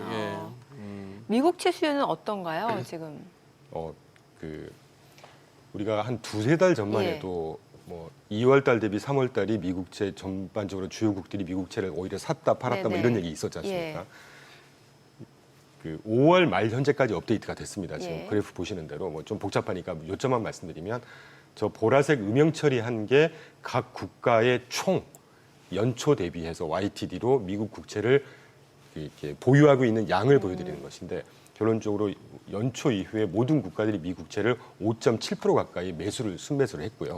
늘어났습니다. 예. 월별로 왔다 갔다 하긴 했겠지만 대표적으로 UAE가 YTD로 34% 미국 국채를 더 많이 샀고요. 네. 노르웨이가 19% 가까이, 캐나다가 13.5%. 그러니까 지금 캐나다, 멕시코가 트럼프한테 밑보여가고 계속 지금 트럼프 관세 때문에 막 혼쭐 나고 있지 않습니까? 네. 에도 불구하고 뭐 그래서 그런 건지 모르겠지만 캐나다 연초 이후에 13.5% 미국 국채 순매수 더 했고, 프랑스 12.88%, 영국이 12% 가까이. 다만 사우디아라비아가 연초 이후에 마이너스 7% 좀 팔았습니다. 네. 미국 채를. 근데 중국 마이너스 0.3%. 우려 대비해서 그렇게 많이 판 건 아니죠. 중국도. 그러니까 어떤 나라든지 자기가 남고 있는 지금 외환 보유고라든가 이런 것들, 가장 안전한, 국가의 가장 안전한 자산 중에 지표물 10년 또는 국채 포기 못한다는 것이죠. 여전히 미국채 안전자산 많네요. 그럼요. 그리고 지난번에도 한번 소개해드렸지만 모닝스타에서 유일하게 최근의 자금 흐름 한번 보여드리면서 4월 달에 급격하게 마이너스였다가 미국 네. 자산 마이너스였다가 5월 달에 600억 달러 정도 미국 국채 위주로 순매수로 확 돌아섰다고 말씀을 드리면서, 채권이 워낙 이 수익률도 사실 뭐 소장님 잘 아시겠지만 막 0.5bp, 50bp 이런 걸로 왔다 갔다 하거든요. 예. 되게 민감합니다. 예. 채권 자산 위주로 5월 달에 600억 달러가 갑자기 마이너스 한 400억 달러에서 600억 달러니까 플러스 한 1000억 달러 정도를 미국 채권 위주로 사는 자금이 미국으로 들어오고 있다는 측면에서 볼 때 좀 시사하는 바가 크다고 얘기할 수가 있겠죠. 사실 연초만 하더라도 막 비미국이라고 해서 뭔가 좀 뭐 아시아 쪽이라든지 유럽 쪽으로 글로벌 자금이 움직이는 상황이었는데 최근에는 확실히 좀 그 흐름이 바뀌었네요. 네, 예. 되게 중요한 말씀해 주신 것 같아요. 워낙에 또 우리 금년에 미국장을 꾸준히 네. 잘 짚으신 이충광 대표님이라서 저기 또 오늘 저가 매수 기회라고 하신 얘기를 우리 또 이제 뭐 일부 시청자분 가운데 그러면 오늘 저녁이라도 당장 뭐 이럴까봐 높아심에 드리는 말씀인데 이게 미국장도 저가 매수 기회라고는 하지만 지금 들어가는 거는 제가 봐서는 한 며칠 내지 몇 주 이 마음 졸일 수가 있겠어요. 네, 이게 지금 네, 잘 짚어주셨습니다. 데일리나 위클리나 먼슬리 할 것 없이 이건 조정이 필요해요 지금. 아, 지금. 맞습니다. 네, 그리고 관세가 어디로 가겠습니까? 이 오튼 실은 시연돼야 되는 것이거든요. 그러니까요. 그 기간 동안을 즐기면서 예, 저점 타이밍을 잡으면 되는 것이죠. 그러니까. 실제 오늘 저희한테 분명히 자금을 맡기신다고 한 분들도 제가 그렇게 말씀드리려고 합니다. 지금 예. 가서. 지금 조정 국면이니까 언제 넣으시는 건 상관은 없는데 넣으시더라도 좀 기간 보고 저희가 매수를 진행하겠다. 예. 그렇게 얘기하세요. 예를 들어서 금요일 날 미국 장이 빅테크 주들이 빠지고 나머지 중소형주는 뭐 오른다든지 업종별로 파란색과 초록색과 빨간색이 좀 이렇게 엇갈리고 있었다면은 나름대로 기업의 펀더멘털이나 실적 뭐 이런 것 때문이구나 한데 이 히트맵 보면 죄다 빨개요. 그 이 말은 마켓 리스크란 얘기거든. 그렇죠. 그죠? 거시적인 거시적인 측면에서 네. 시장 전체적으로 지금은 좀 취약하다 하는 상황이니까 지금 이게 뭐 나스닥 종합이 2650인데 한 19,000 가서 생각해도 되지 않나요? 너무 많이 보라 제가. 수치까지는 뭐 어떻게 알겠습니까만 예. 지켜봐야죠. 그러니까. 아니, 대표님이 그때 지난주 이제 이벤트가 워낙 많은 가운데 그 국채 발행 계획 네. 이거 발행하는데 이거 국채 발행 계획이 중요하다는 말씀 주셨잖아요. 굉장히 중요하다고 예. 봤는데 실제 뚜껑을 열어서 발표된 건 아주 싱겁게 끝나버렸습니다. 예. 장기물 위주로 많이 좀 이렇게 그 발행 규모가 많아질 거라고 생각했는데, 네. 그러니까 이 아까 우리가 일관성을 얘기했었지만 네. 연초에 스카페세트가 했던 그 얘기 그대로 지금 나오고 있거든요. 네. 단기물 위주의 트럼프도 왜 10개월인가 9개월 미만 걸로만 발행해라는 9개월 네. 미만으로. 행정명령까지는 아니지만 이제 구조 90일 미만이요. 90일인가 하여튼 예, 9개월인가 예, 90일 미만. 예. 지금 보시는 대로 뭐 모두 다 담지 예. 못하고 있지만 단기채가 거의 뭐 분기에 320억, 단기채가 1조 100억 달러 신규 발행 중에 예. 단기채 위주가 5,400억 달러니까 거의 50% 되는 거잖아요. 이렇게 되면 장기물, 중기물, 장기물에는 크게 부담이 없는 발행 규모니까 예. 그 옆에 아마 박스가 될 텐데 박스에 recommendation for the refunding이라고 그래서 하여튼 지금 빨강색 박스 띄워놓은 게 이제 요번 오는 분기에 이만큼 발행을 하겠다는 거거든요. 뭐 중요한 건 숫자를 하나하나 보실 필요는 없는데 장기물, 중기물 그렇게 막 폭등하지 않았습니다. 전분기하고 동일한 수준으로. 그러니까 이게 오히려 싱겁게 끝나버렸죠. 저는 저게 되게 중요할 거라고 봤거든요. 네. 그런데 역시 정책의 일관성, 수장이 했던 얘기를 네. 그대로 반영하는 정책 이런 게 중요한 거 아니겠어요? 네, 네. 그러니까요. 그리고 예. 특히 이제 바이백 지금 나오네요. 예. 그 바이백도 연 1,200달러 수준에서 1,500억 달러로 확대. 분기별 2회에서 분기별 4회로 오히려 시장의 금리를 안정시켜 줄 수 있는 조치를 훨씬 반영을 해놓고 있습니다. 이게 적어도 금리가 폭등하면서 시장이 조정되는 이런 일은 분명히 없게 만들 거예요. 시장이 원웨이는 없네요. 우리도 그렇고 일본도 그렇고 올라가죠. 분봉으로 보면은 이거 웬 떡이냐 하면서 단타 치는 분들은 막 네. 싸다 싶어서 또 이게 무슨 뭐 길게 들고 가겠다는 의미는 아니겠죠. 장중에 또 이제 반등 노리고 하는 네. 이런 재미로 또 하는 분들도 있으니까. 야, 환율 괜찮을까요? 어떨까요? 이게 왔다 갔다 해서 지금 1,400원 중심으로 해서 다시 최근에 올라왔는데 지금 이 정도 같으면은 고용 지표를 저렇게까지 조작이냐 할 정도까지 저렇게 했고 트럼프 대통령은 사실 은연중에 약달러를 원하는 것 같았고 위커 달러를 원하는 위커 달러를 원하는 것 같았고 조금은 더 빠져야 되지 않을까 싶습니다. 정확한 레벨을 우리가 짚을 수는 없지만 짚을 수는 없지만 사실 저는 1,360원대 그때가 조금 편안했거든요. 아. 투자자분들께도 네, 지금은 괜찮은 예, 타이밍이다. 예.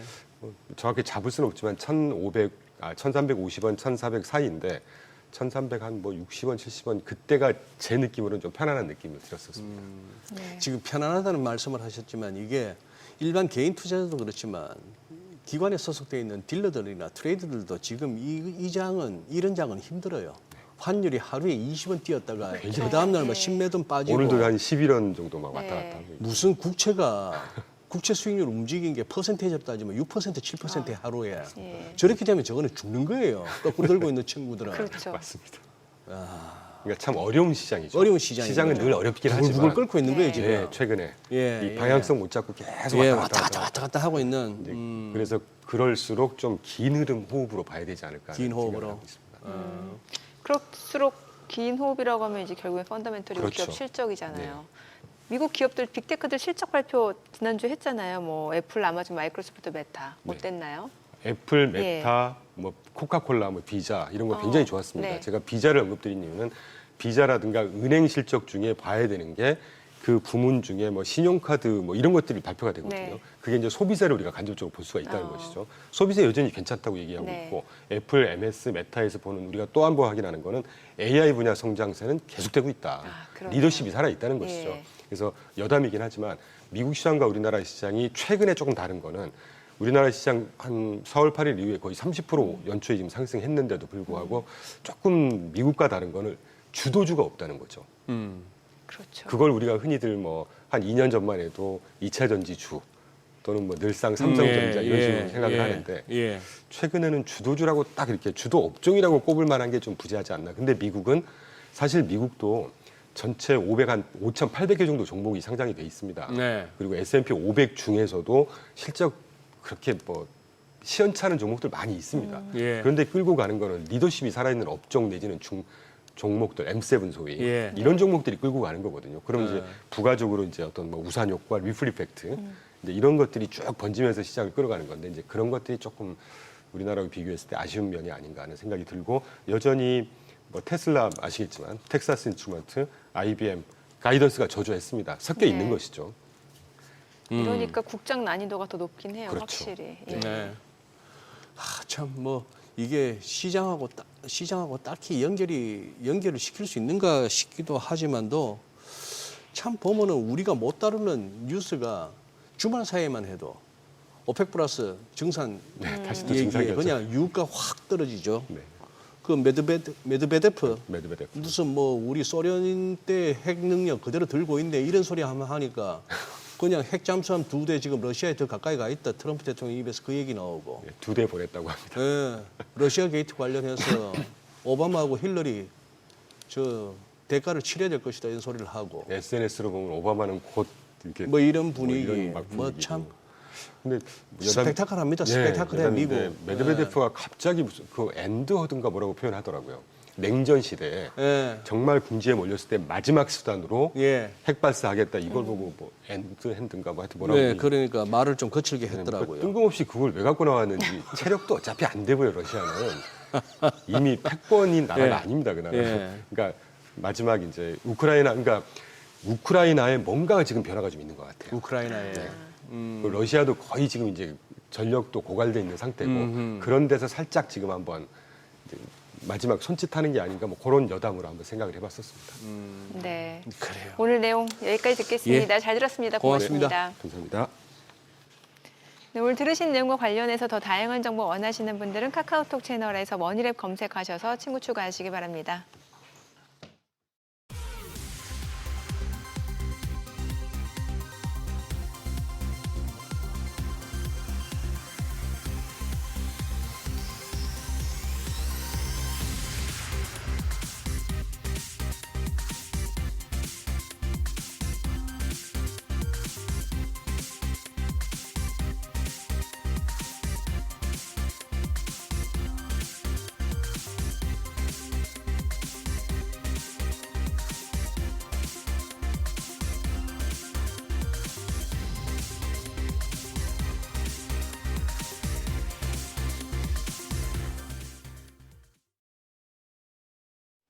이 시각 시황입니다. 현재 국내 증시 양대 지수 상승하고 있습니다. 다만 전 거래일이 워낙 급락했었기 때문에 기술적인 반등 정도로 해석해 볼 수 있겠습니다. 현재 코스피가 0.47% 오름세로 3,130포인트 가리키고 있고요. 코스닥은 0.64% 오름세로 777포인트 가리키고 있습니다. 수급 상황 보시죠. 유가증권 시장 오늘도 외국인은 팝니다. 507억 원 팔자 포지션 취하고 있습니다. 반면 기관이 370억 원, 519억 원 매수 우위 기록 중이고 개인 역시 90억 원 순매수하고 있습니다.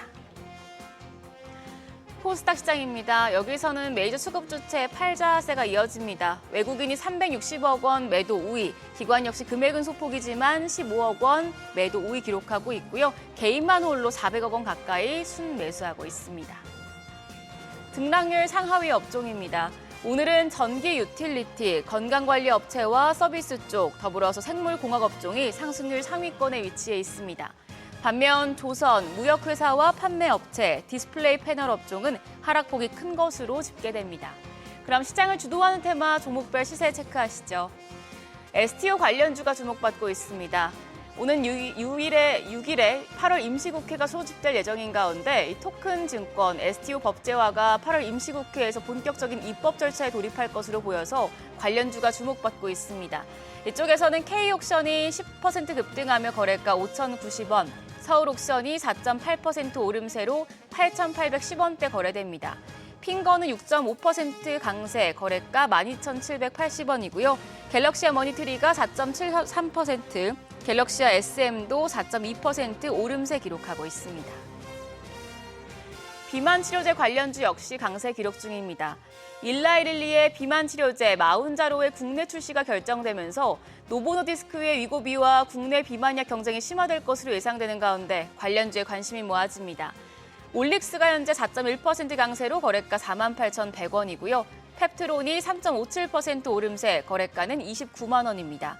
삼천당 제약입니다. 2.86% 반등하고 있습니다. 19만 7,600원. 인벤티지랩이 3.3% 오름세로 거래가 29,750원으로 집계되고요. HLB펩 역시도 2.62% 상승세 기록 중입니다.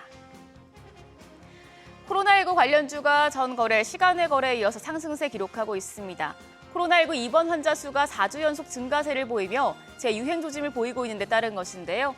코로나19 관련주 내에서는 현대바이오 4.56% 오름세입니다. 거래가는 5,960원. 케어젠이 1.5% 강세로 47,300원. 펩트론 3.75% 오름세로 29만 500원에 거래되고 있고요. 리가켄바이오도 4.3% 반등합니다. 13만 2,800원. 더불어서 국전약품도 2.46% 강세로 3,950원대에서 거래되고 있습니다. 마지막으로 은행주 오늘 반등합니다. 지난 금요일에 많이 하락했던 만큼 저가 매수세가 유입되고 있는 것으로 풀이가 되는데요. 은행주 내에서는 BNK 금융지주가 2.1% 오름세입니다. 14,120원에 거래되고 있습니다. KB금융이 1.7% 반등하며 10만 7,900원, JB금융지주도 0.92% 오름세 나타냅니다. 더불어서 제주은행이 1.59% 강세, 거래가는 13,430원이고요. 기업은행도 1% 넘는 상승세 기록 중입니다. 거래가 18,860원으로 집계되고 있습니다. 시장 지난 금요일 급락했던 만큼 기술적 반등이 나타나고 있는데 뚜렷한 호재가 없고 또 외국인들의 매도세가 계속되고 있어서 언제든지 방향을 바꿀 수 있으니 흐름 계속해서 지켜보셔야겠습니다. 지금까지 시장 상황 전해드렸습니다. 한 주간 외국인과 기관이 가장 많이 순매수한 종목 살펴보는 투자자 순매수 탑5 시간입니다. 지난 금요일 우리 증시가 까맣게 물들었습니다. 이재명 정부가 발표한 세제 개편안에 따른 실망감 때문인데요. 이재명 정부가 코스피 5천 시대를 내걸었던 만큼 자본시장 활성화 정책에 대한 기대감으로 그간 주식시장의 활력을 찾았었죠. 그러나 대주주 양도세 기준이 재강화되고 배당소득 분리과세 최고세율 또한 시장 기대치를 웃돌면서 뒤통수를 맞았다는 평가까지 나오고 있습니다. 그러면서 이날 하루 동안에만 외국인 투자자들은 7천억 원 가까이 순매도했는데요. 이처럼 외국인이 코스피 매도세로 돌아선 건 지난달 22일 이후 처음입니다. 다만 28일부터 31일까지는 4일 연속으로 2조 원가량을 순매수했는데요. 순위 살펴보면 삼성전자, 하나오션, 삼성전기, 이수페타시스, 그리고 하나비전 순으로 사들였습니다. 이처럼 8월 첫 거래일엔 매도세로 돌아서긴 했지만 지난 7월 한 달간 외국인의 코스피 순매수는 6조 원을 넘어서며 1년 5개월 만에 최대를 기록했습니다. 특히 순매수액의 절반 이상이 삼성전자에 쏠렸는데요. 삼성전자가 최근 테슬라와 대규모 반도체 공급 계약을 맺은 것이 호재로 작용한 것으로 풀이됩니다. 해당 계약은 2033년까지 테슬라의 자율주행 차량과 휴머노이드 로봇에 들어가는 AI 칩을 23조 원 가까이 공급하는 삼성 반도체 사상 최대 규모의 계약인데요. 그간 삼성전자는 파운드리에서 낮은 수율 문제로 고전해왔는데 테슬라와의 계약을 통해 사업이 정상 궤도에 진입하며 적자에서 탈출할 거란 기대감이 커진 상황입니다. 코스닥 시장도 살펴볼까요? 외국인은 리가켄바이오, 네이처셀, 파마리서치, D&D 파마텍, 그리고 보로노이를 가장 많이 사들였는데 2위인 네이처셀의 경우 퇴행성 관절염 줄기세포 치료제인 조인트 스템의 상용화 결과 발표가 임박하면서 시장의 주목을 받고 있습니다. 앞서 조인트 스템은 2023년 4월 식품의약품안전처의 품목 허가 거절로 퇴출 위기에 처한 바 있는데요. 하지만 네이처셀은 포기하지 않고 미국 임상에 집중하면서 재기를 노려왔습니다. 다행히 현재 조인트 스템의 미국 임상 시험을 이상 없이 진행하며 신뢰를 어느 정도 회복한 상태인데요. 이에 따라 7월 28일부터 31일까지 나흘 연속으로 상승하면서 투자자들의 이목을 끈 바 있습니다. 다음으로 기관 투자자들의 움직임도 짚어보겠습니다. 기관은 코스피 시장에서 LG에너지솔루션, SK하이닉스, 삼양식품, 메리츠 금융지주, 그리고 삼성전기 순으로 강한 순매수세를 보였는데요. 1위에 오른 LG에너지솔루션 역시 지난주 테슬라와의 계약을 발표하면서 시장의 기대감을 한껏 받았습니다.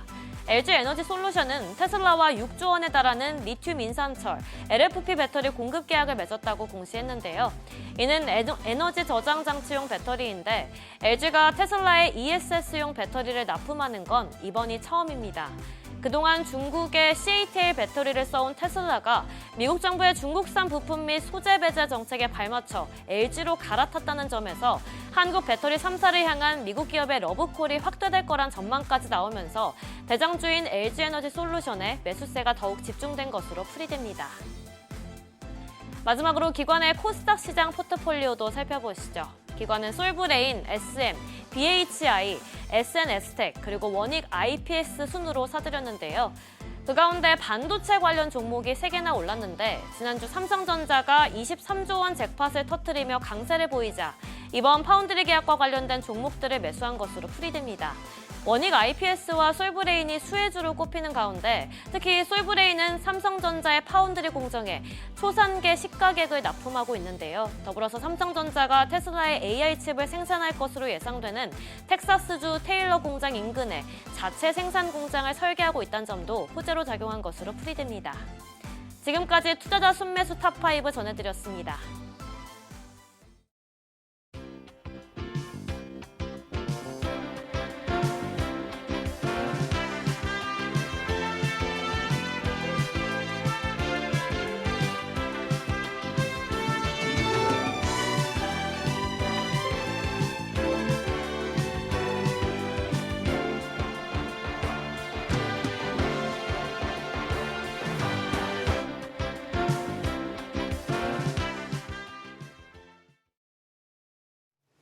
한국과 미국의 무역 협상을 이끌었던 핵심 산업 바로 조선업이죠. 상반기 호실적을 보여준 K조선. 앞으로 어떤 부분에 주목하면 좋을지 알아보겠습니다. 네, 신영정권 엄경아 연구원 나와 계십니다. 어서 오세요, 오세요. 연구원님. 안녕하세요. 네, 오랜만에 나와주셨습니다. 네네. 지금 조선업 한번 짚어볼 때가 됐는데 이 조선업 쪽 지금 얼마 동안 커버하고 계신 거예요? 몇 년 동안?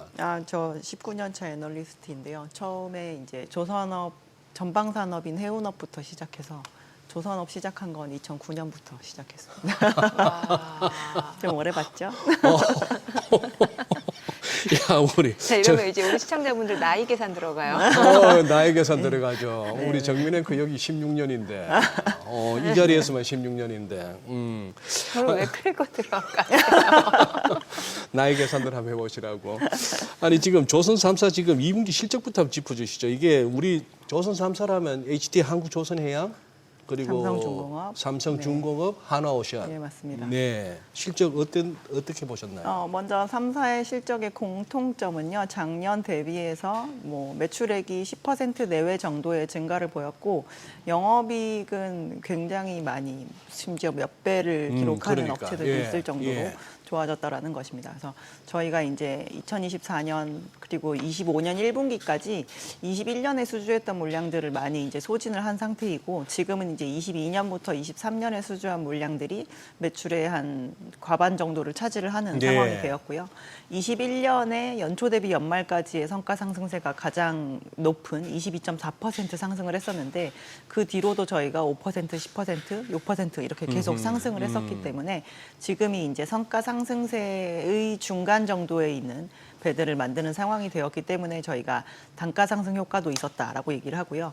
작년에 저희가 22년 말에서 23년에 뽑았던 인력들이 굉장히 이제 생산성이 많이 올라왔다라는 얘기가 많이 나왔었는데 이제 그 부분이 이제 풀리 반영이 되면서 올해 원래 계획했던 것보다 이제 수량적으로도 좀 더 많은 배를 만들었습니다. 그래서 저희가 어차피 인건비로 들어가는 비용은 동일한 상황이고 재료비도 지금 안정화된 지가 거의 4년 차째 되고 있는 상태거든요. 그래서 네. 비용은 안정화되고 매출이 좀 더 늘어나는 요인은 예상했던 것보다 조금 더 드러나게 되면서 대체적으로 호실적을 기록한 상황이기도 했고 특히나 2분기가 저희가 영업일수가 적은 분기가 아니기 때문에 이 매출 레버리지 효과가 좀 두드러지는 분기였다라고 생각하시면 될 것 같습니다.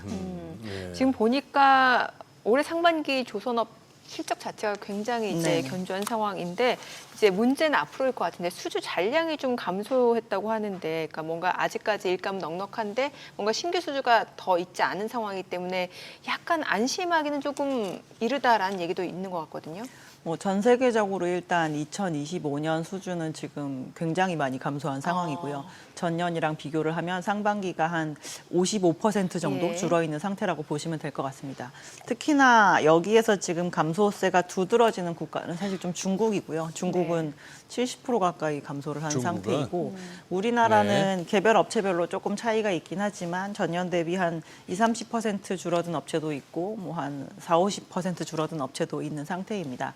근데 저희가 작년 대비 줄어드는 것이 크게 그렇게 치명적이진 않은 것이 저희 1년에 1년치 이상씩 계속 수주를 한 지가 지금 벌써 만 4년 되었거든요. 예. 그래서 올해 만약에 매출이 나오는 것 정도 수준만큼 수주를 한다라고 하면 잔고가 줄지 않고 연말에 클로징이 되지 않을까 싶고 지금 상반기에 줄어든 정도 수준의 이제 수주 잔고 감소가 있는다라고 한다면 올해 연말이 되었을 때 작년 연말 대비해서 한두 달치 수주 잔고는 줄어들 수 있겠지만 그 부분이 조선 업체들이 선박에 대한 가격을 협상할 때 협상권을 내어줘야 될 정도로 굉장히 좀 많은 감소는 아니다라고 보셔도 될 것 같습니다.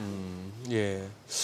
좀 아쉽네요. 오늘 같은 날 지수 낙폭보다도 유난히 또 조선주 낙폭이 더 크네요. 그죠?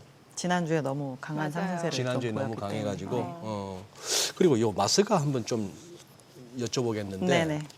우리가 3,500억 달러를 갖다 투자하기로 했는 가운데 그중에 이제 1,500억 달러. 네, 맞습니다. 상당한 비중인데 이걸 갖다가 조선업 펀드로 운영하겠다. 결국 이 1,500억 달러는 누가 조성하는 펀드며 앞으로 대충 어떤 식으로 운영된다는 건지 좀 골격이 나왔습니까? 일단 조성하는 측은 국내인 것으로 파악이 되고 있고요. 저희 당연히 우리가 그때, 내는 예, 돈이겠죠. 당일 대통령실 브리핑을 할 때 얘기를 들어보면 네. 이게 이제 에쿼티 형태의 직접 투자는 별로 없을 것이다라고 좀 얘기를 하고 있는 상태고 대출이나 보증 형태가 아마 대부분을 차지할 것이다라고 얘기를 하고 있는 상태입니다. 그래서 만약에 미국의 조선업과 관련된 투자 행위를 하려고 할 때 뭔가 돈 없고 보증 안 서져가지고 못하겠다라는 상황이 되지는 않겠다라고 그러네요. 얘기를 하고 있는 예, 것이고요. 예. 주말 동안 나온 얘기를 보면 군함에 대한 MRO는 한국 야드에서 좀 진행을 하는 방향이 잡힐 것 같고 군함에 대한 예. 이제 미국에서 필요로 하는 상선을 건조하는 부분은 미국 현지에 이제 조선소를 뭐 신규 건립하거나 또는 인수를 통해서 투자를 한 다음에 거기에서 진행을 하는 방향으로 하게 될 것 같다라는 그럼 그 얘기가 군함 지금 나와 있습니다. MRO가 일부 언론에서 보도된 바가 같이 그 군산 조선소 가능성이 높습니까? 그게 군산이 없습니까? 될지 아니면은 국내에 있는 지금 상장되어 있지 않거나 또는 이제 상장되어 있다고 하더라도 좀 중형 사이즈에 해당하는 조선 업체들이 예, 지금 예. 후보군에 많이 올라와 있는 상황이고요. 어. 그래서 오늘 좀 개별 업체들 중에서 주가가 많이 움직이는 업체가 대형 업체가 아닌 이제 소형 조선소들이 조금 주가가 네. 움직이는 측면도 있습니다. 어허. 네. 특히나 이제 미국이 이제 조선업에 주목한 이유에 대해서 이제 중국을 견제하기 위함이다라는 얘기가 네네. 나오고 있는데 이러다 보니까 중국도 이제 우리나라와 미국 간의 그런 마스가에 주목하고 있다고 하는데 우리나라하고 미국하고의 조선 협력 사실 우리 쪽에서 일방적으로 거의 해주는 셈이잖아요.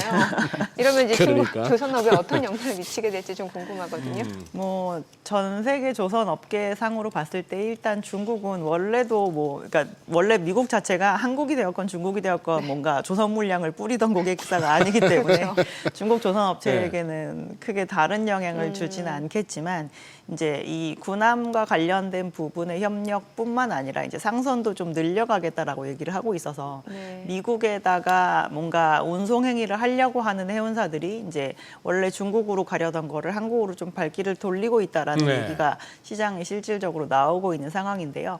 이 부분이 지속적이다라는 게 얘기가 나오려면 저희가 봤을 때 내년에 발주 추이 또한 계속 중국을 기피해서 한국으로 나오는 쪽이면 그 부분이 맞다라고 볼 수 있을 것 같습니다.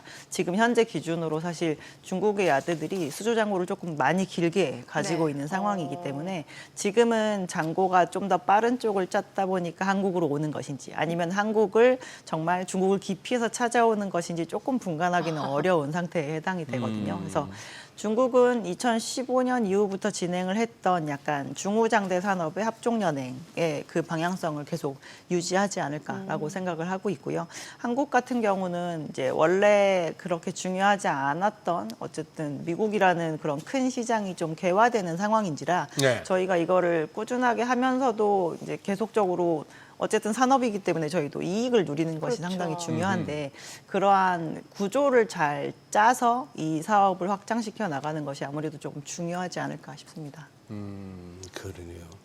그리고 이거 친환경 관련해서 이거는 뭡니까? 이거 국제 회사기구 네. 여기가 이제 지난 4월에 친환경 규제 강화를 예고하면서 탄소세 도입을 추진했다. 네, 맞습니다. 요거 뭐 탄소세도 설명해 주시고 최근에 뭐 또 탄소세 폭탄이 우려된다.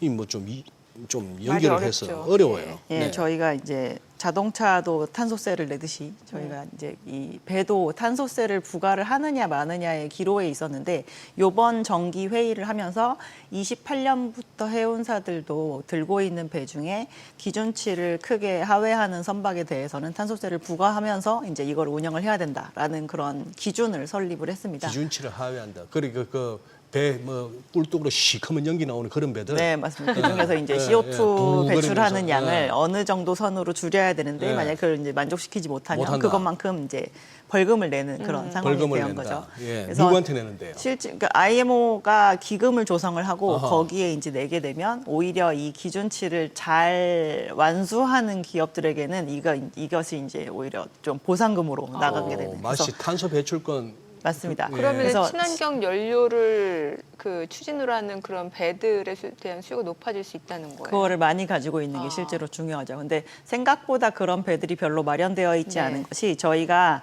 이 배들에게도 이 환경 등급을 매기거든요. A, 배에서. B, C, 예. D, E라고 해서. 그래서 A부터 C 등급 안에 있는 배들은 그냥 그대로 운영을 하는데 크게 이상이 없지만 D나 E 등급에 들어가게 되면 이제 이 부분을 수정을 하던가 아니면 당장 못 다니게 되던가 이제 이런 식의 이제 좀 큰 절차가 들어가게 되는데 지금 실질적으로 만약에 현재의 선속으로 배들이 다니게 되면 탱커, 벌커, 컨테이너들 중에서 2026년 이후로 한 45% 이상이 D나 E 등급에 해당이 된다라는 집계 결과가 있는 상태입니다. 그래서 예. 저희가 굉장히 이제 그리고 나서 그 뒤에도 만약에 지금 당장은 C 등급에 간당간당 한다고 하더라도 또 뒤에는 기준이 계속 더 강화가 되기 때문에 저희가 또 등급이 내려가게 되거든요. 그래서 네. 그거에 맞춰서 이제 선사들이 좀 준비를 해야 되는 상태이고 지금 국내 조선업이건 해외 조선업체이건 28년과 29년 정도의 이제 인도 슬롯을 남기고 있는 상태입니다. 예. 그래서 이제 해운사들이 이제 작년에 열심히 발주한 다음에 사실 좀 쉬고 있었는데 예.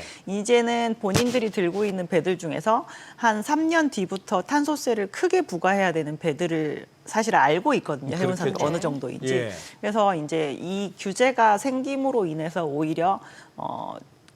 발주를 좀 고민하던 선사들이 어느 정도 발주를 조금 땡길 수 있는 상황이 되었고, 이게 이렇게 비용이 크게 드는데 왜 이거에 대해서 진행을 하냐라고 싶겠지만, 실질적으로 이러한 규제를 가장 앞에서 선봉단에 서서 규제를 진행하려고 하는 것들은 오히려 해운사들입니다. 해운사들 중에서 상위에 있는 해운사들. 왜냐하면 이거는 하위에 있는 해운사들을 너희들은 오히려 다 죽어라, 이 경쟁에서 얘기네. 조금 네. 밀어내는 네. 굉장히 큰 역할을 하게 되거든요. 그래서 이제 이렇게 결정이 됨으로 인해서 올해 지금 유일하게 약간 발주세가 살아있는 선종이 컨테이너인데요.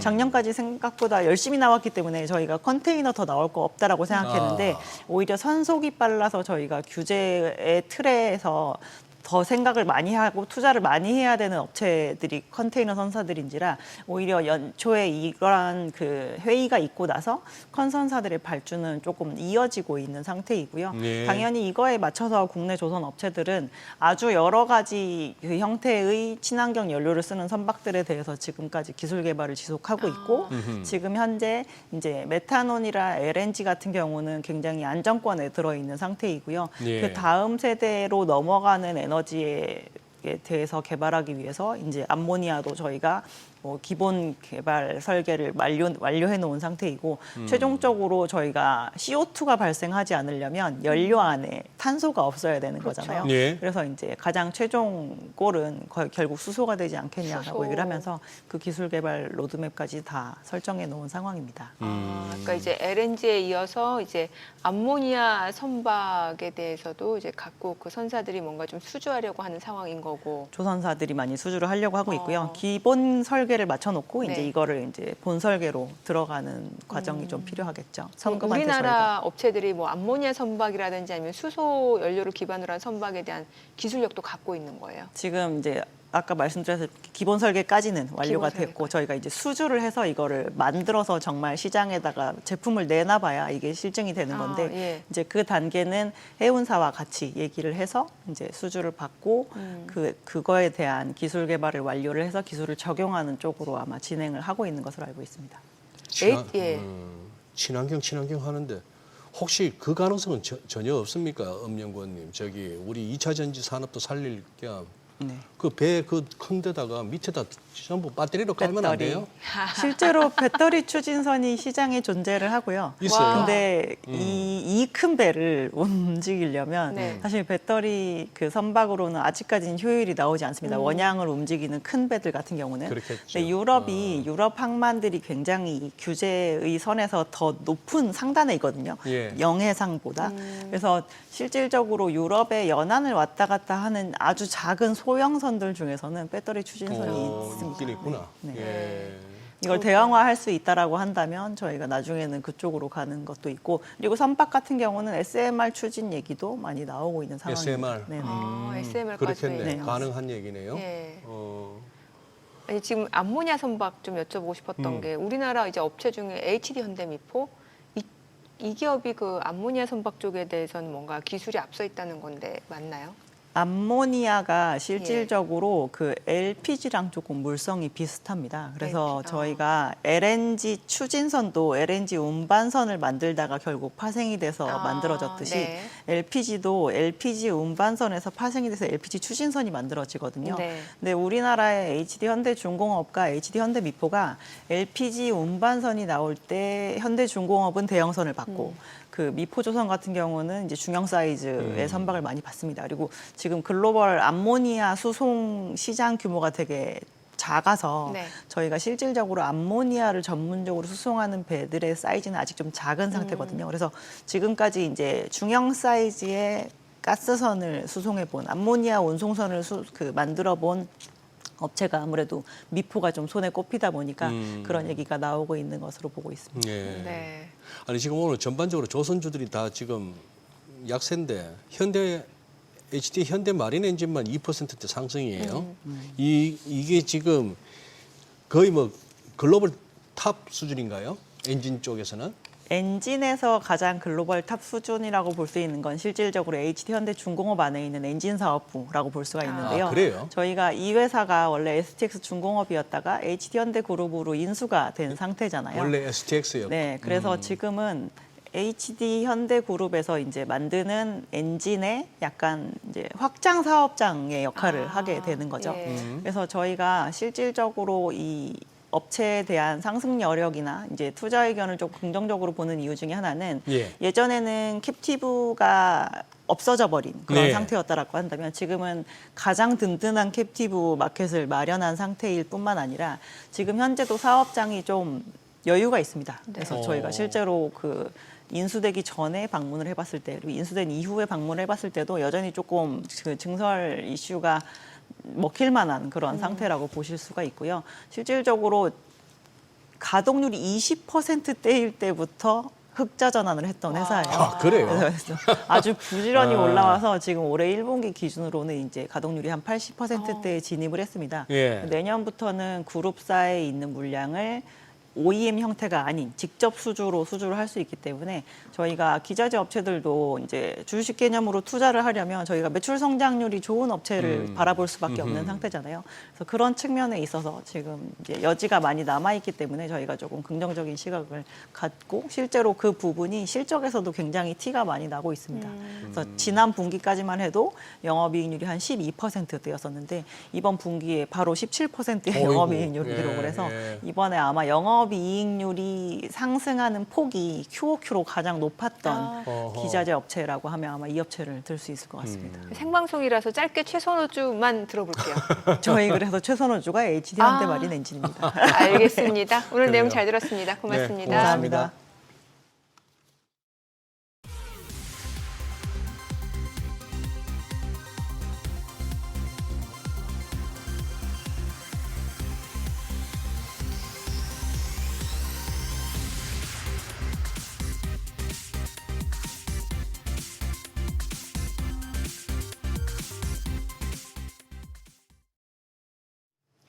그래도 오늘 시장이 좀 올라가고 있는 상황이네요. 네, 그러니까 그러네요. 코스닥 쪽이 많이 올라가는데 예. 저희도 요즘 날도 덥고 어. 또 이벤트 여전히 진행 중입니다. 저희 머니쇼와 관련해서 간단한 퀴즈를 푸시면 됩니다. 추첨을 통해서 총 200분께 커피 쿠폰을 드리고 있습니다. 많은 관심 부탁드리고요. 자세한 내용은 SBS 비즈 앱 그리고 SNS죠. 엑스스레드에서 확인해 보실 수 있습니다. 그리고 방송 중에 전해드린 내용과 관련해서 모든 투자 판단의 책임은 투자자분들께 있다는 점 알려드립니다. 네, 미국장 많이 빠졌지만 오늘 저나 정민 앵커 넥타이하고 옷 색깔 나름대로 애 좀 썼습니다. 시장에 힘 좀 불어넣고 있네요. 네. 세상의 모든 돈 되는 정보 머니쇼 오늘은 여기서 인사드리겠습니다. 여러분의 모든 경제 SBS 비즈가 함께하겠습니다. 저희는 내일 오전 8시에 찾아뵙겠습니다. 고맙습니다.